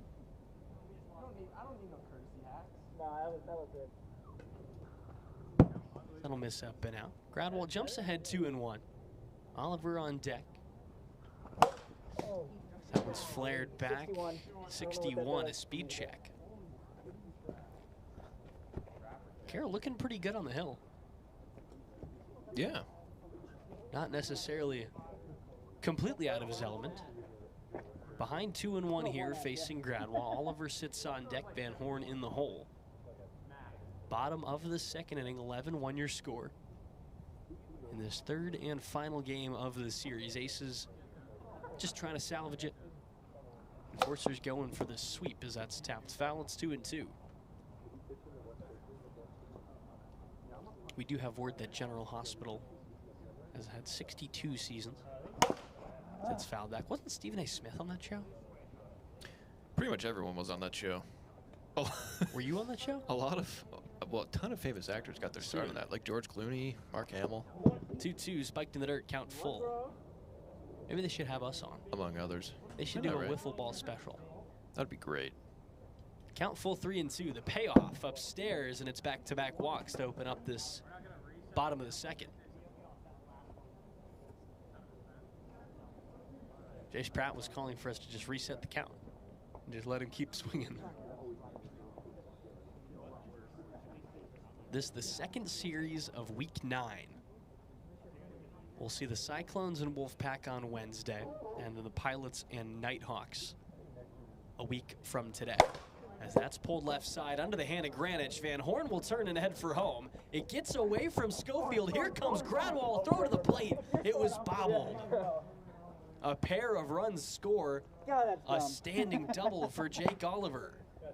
Yeah, right to that deep part of the park, too.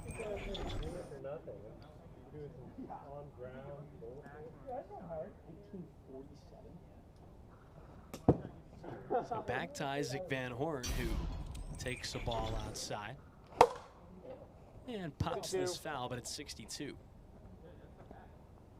So as I said, we'll see the Cyclones and Wolfpack on Wednesday, and what'll be a very important series for the Wolfpack as that's popped up and dropped by Aaron Schofield. Oh my goodness, he lost it in the corner. What happened? What just happened? He lost it in the corner. He caught it. He bobbled it. He then dropped it. That allowed Oliver to score, and Van Horn's going to have himself an inside the park home run. Well, that was interesting. Suddenly, it's 11-5, and the Enforcers have played at 4.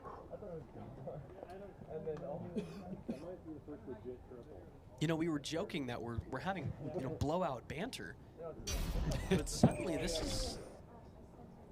is a 6-run ball game. This is not. I wonder at what point do the Aces put? Wow, it's a shot back to Dylan Carroll.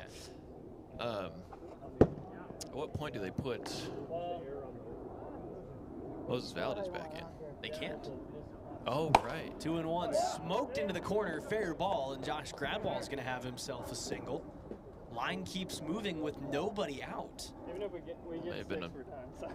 Yeah, this is the problem for the Aces now is premature. They cannot go back to Moses Valdez, and Jace Pratt has no more eligibility. Huh.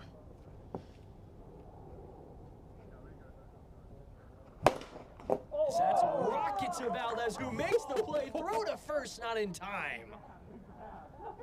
Oh my goodness, a 5-star snag. He's already got 2 kids. It's all right. We got 1 out? Yeah. Wow. Wow. In theory, they could go to Morgan Granich, who's DHing. He has pitched a few times. As Carroll dialed up 77 here. Pop up right side, foul out of play. Yeah, as I was saying, you know, we were getting to the point where we're like, okay, we're just kind of having, you know, blowout banter and talking about whatever. But I mean, this game is But now we got to lock in. Yeah, lock in. We're still back on the table here. As that's inside ball 3. Count 3-1. 3 balls, 1 strike with 1 out here at the bottom of the second. As Van Horn taps it foul. We were thinking for a little bit we could see the mercy rule come back out as Van Horn goes down swinging for the second out. We were thinking it could be a situation where we get back-to-back mercy rule games, but Back in a second, Jace.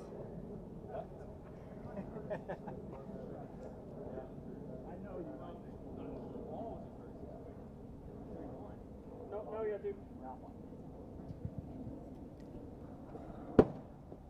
so Josh Gradwall takes the ball here.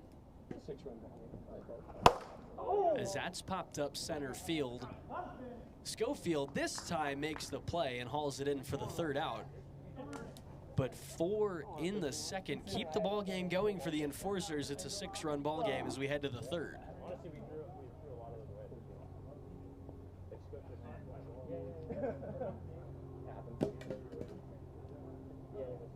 Yeah.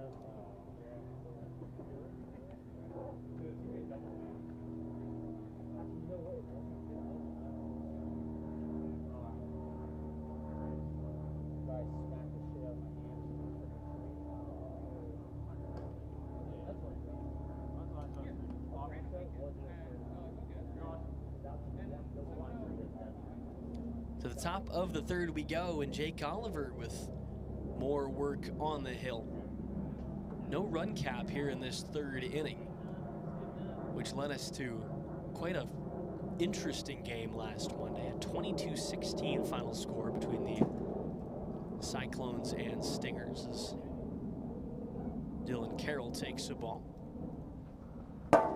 And watches a strike here. It's 1-1. Oh, speed check. Good save. Way to be heads up. Oliver at 82 pitches thus far. As number 83 is returned to sender Dylan Carroll back up the middle for a leadoff single. Nice piece of hitting right there. Just turned around on it and deposited out into center field. So the lineup turns for Aaron Schofield. 1 for 1 with a single and 3 walks.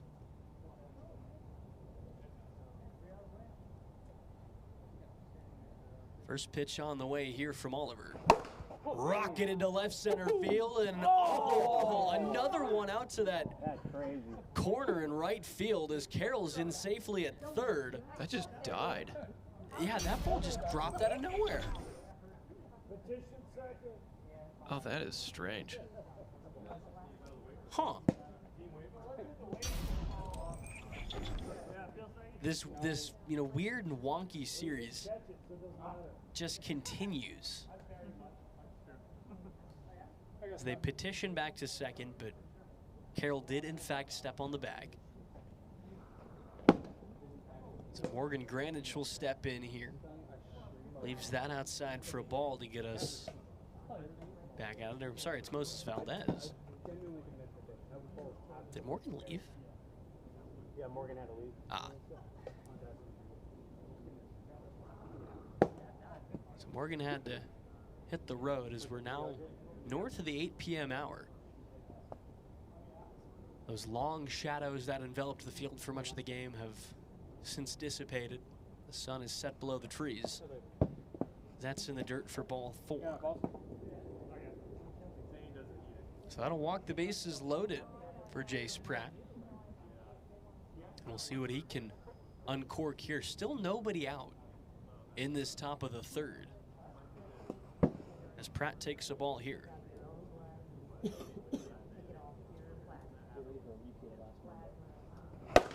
As Pratt pops this one up, Gradwall goes back and dropped it off the wall.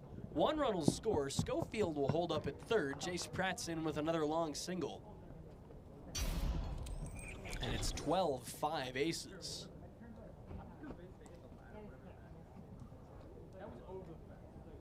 Another weird and wacky game shaping up here in the AWA.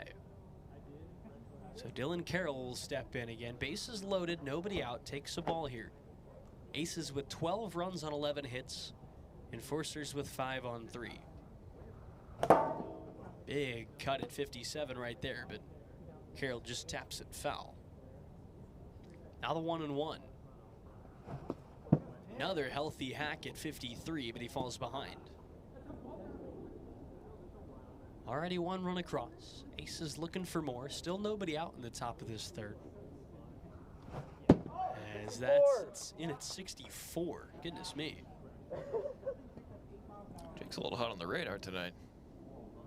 Really showing off the velo. So another 1-2.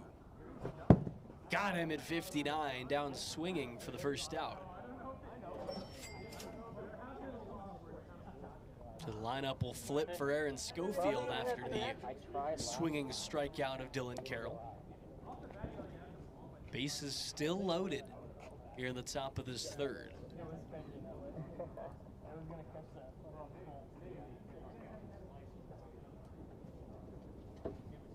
This is shaping up to be one of the longest games of the season, already 43 minutes in.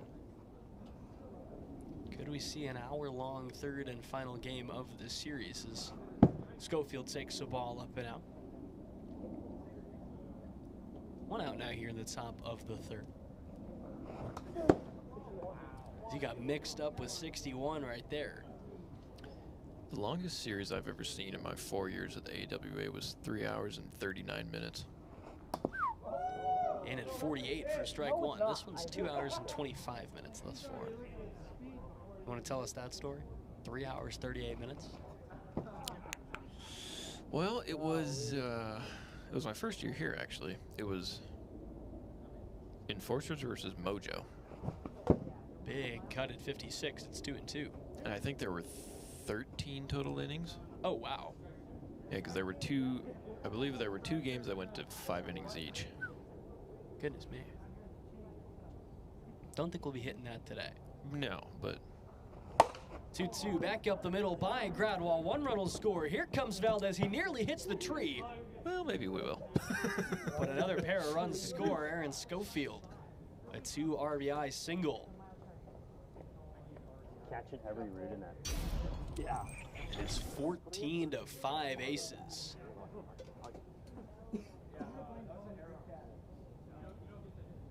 So the line keeps moving for Moses Valdez now.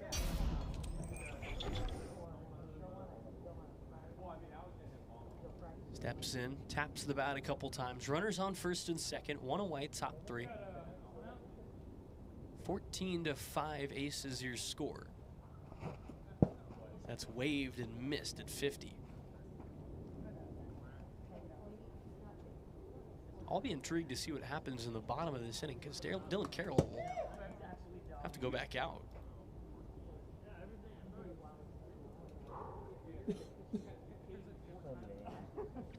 Oliver's 0-2 on the way to Moses Valdez. Got him at 60, but he's saved by the speed check. It was 61. Yeah, disappointed Jake is there. So we try it again on an 0-2. Oliver rocks and deals and fires 62. Goodness me. Oliver north of 100 pitches. He's up to 102. As he slows Valdez way down to 46 for strike 3.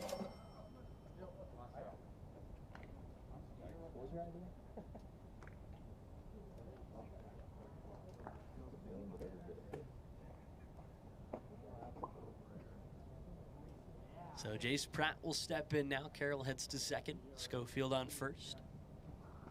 Swings at the first pitch, lines it to center field off the top of the wall. Carroll will hold up.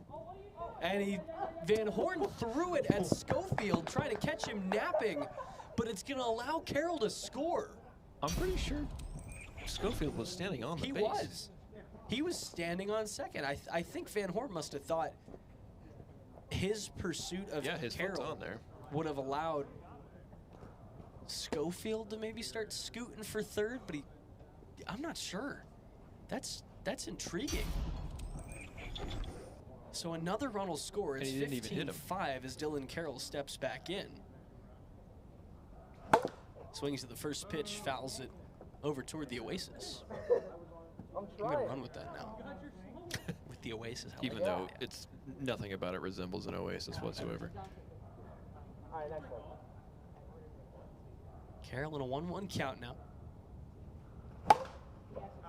Pops it foul, and it's 1-2. I gotta like back out of the way because I know you run after those. 4 runs across in this third inning already. The 1-2 to Carroll. Tried to dial up the ephus. Just missed. It'll be Oliver, Van Horn, Gradwall due up in the bottom of this inning as Carroll goes down swinging, chased 49. And that's how the inning ends. But another 4 score. It's 15-5 as we head to the bottom of the third.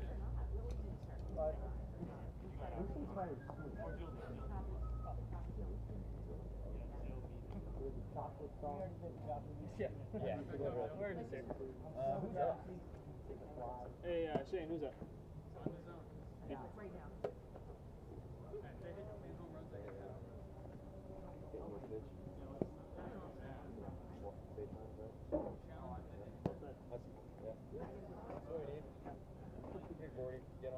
To the bottom of the third we go. 15-5 Aces your score here in game 3. Enforcers looking to pull off a miracle, you might say. They plated 4 in the bottom of the third, only for the Aces to respond by plating 4 of their own. Or I'm sorry, 4 in the bottom of the second, only for the Aces to match that in the top of the third as Jake Oliver takes ball 2. They need 10 runs to force extras, 11 to walk it off as Oliver fouls that one back. It's a long way to go, but with everything we've seen in this series, I wouldn't say it's out of the question as that's popped foul. Yeah, I mean, we've seen some crazy comebacks here before. it's certainly been an interesting one. We're getting close to the point where we may need to turn the lights on here at AWA Field. Haven't done that in a while. I know. Now the payoff from Carroll missed outside, and it's a leadoff walk. Jake Oliver gets things started by taking a trot on down to first. So Aaron Schofield, the only other ace that could pitch now that Morgan Granich has hit the road. As Isaac Van Horn takes a ball to open up his at-bat. 1 for 2 with a pair of walks is Van Horn.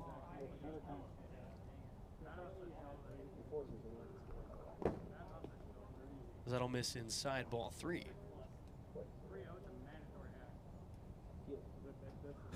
To Van Horn, keeps the bat on his shoulder, the old Ronald Acuna Jr. But he's given ball 4, and he takes a walk. Back-to-back free passes to start things here in the bottom of the 3rd. I'm right here. I'll take those. So Josh Gradwall will step in. 2 for 3 with a pair of singles and a walk is Josh. Yeah, I was having a discussion with a friend of mine a few days ago. What about? Gradwall swings to the first pitch, pushes it over the head of Schofield. Oliver's going to turn and head for home. Play at third, ball was dropped. Valdez would have had Van Horn, but the ball was dropped, and everybody's going to be safe.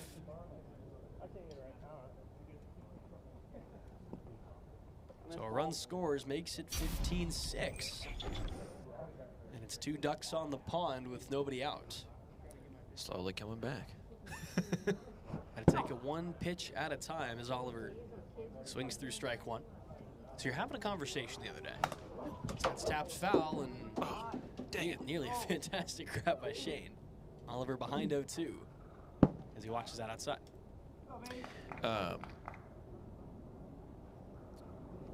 He was arguing that football was harder than baseball. Ooh, don't think so. 2-2, rocketed back to Schofield, lays out, but he can't make the throw. A fantastic effort from Josh Gradwall to keep his foot on the bag. That'll score another, it's 15-7. As Isaac Van Horn steps back in and takes a strike. So he said football was hard? Yeah. Interesting. But I'd argue football is more physically demanding, obviously. Yeah. But I think the act of hitting a baseball as that's fouled back is infinitely tougher, especially if you're trying to hit off a big league pitcher. It's much more skill oriented. 1-2 to Van Horn. Grounded back to Carroll, bobbles it once, throws home in time. Holy. Great play right there from Dylan Carroll to nab the runner heading for home. Everybody else will be safe. It'll be runners on first and second. But a big first out that keeps this game at 15-7.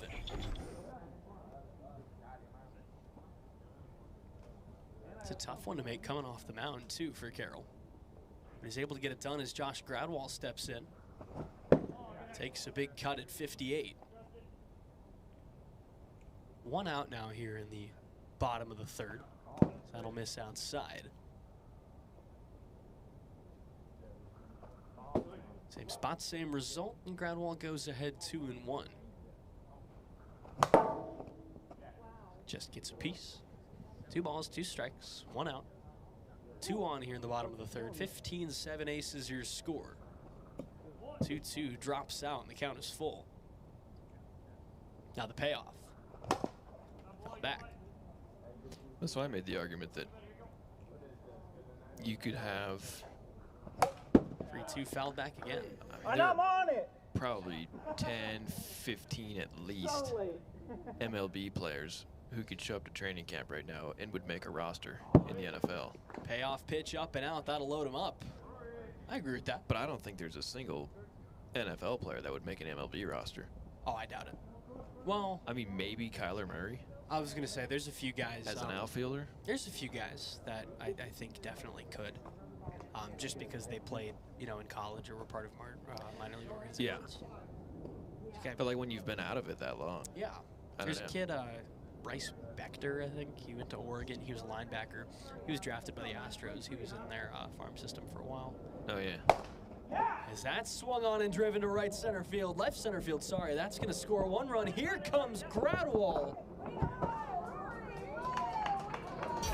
That was Van Horn, who came around and scored a pair of runs off the bat of Jake Oliver.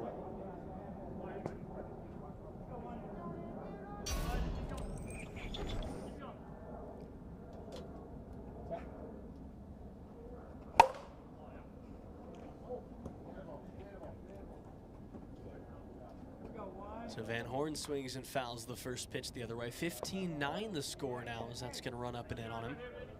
It's a 6-run ball game, and Dylan Carroll's certainly not out of the woods, as that's up and out for ball 2. 2 balls, 1 strike, 1 out. Up and out ball 3. Josh Gradwall sits on second, 3-1 upstairs. That'll load him up again.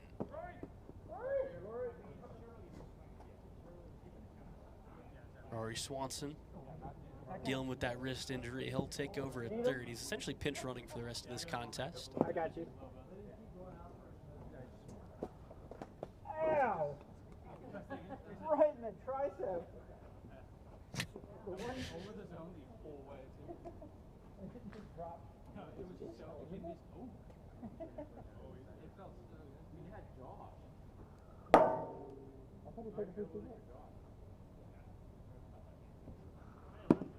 Oh no, they were just going through it. Yeah,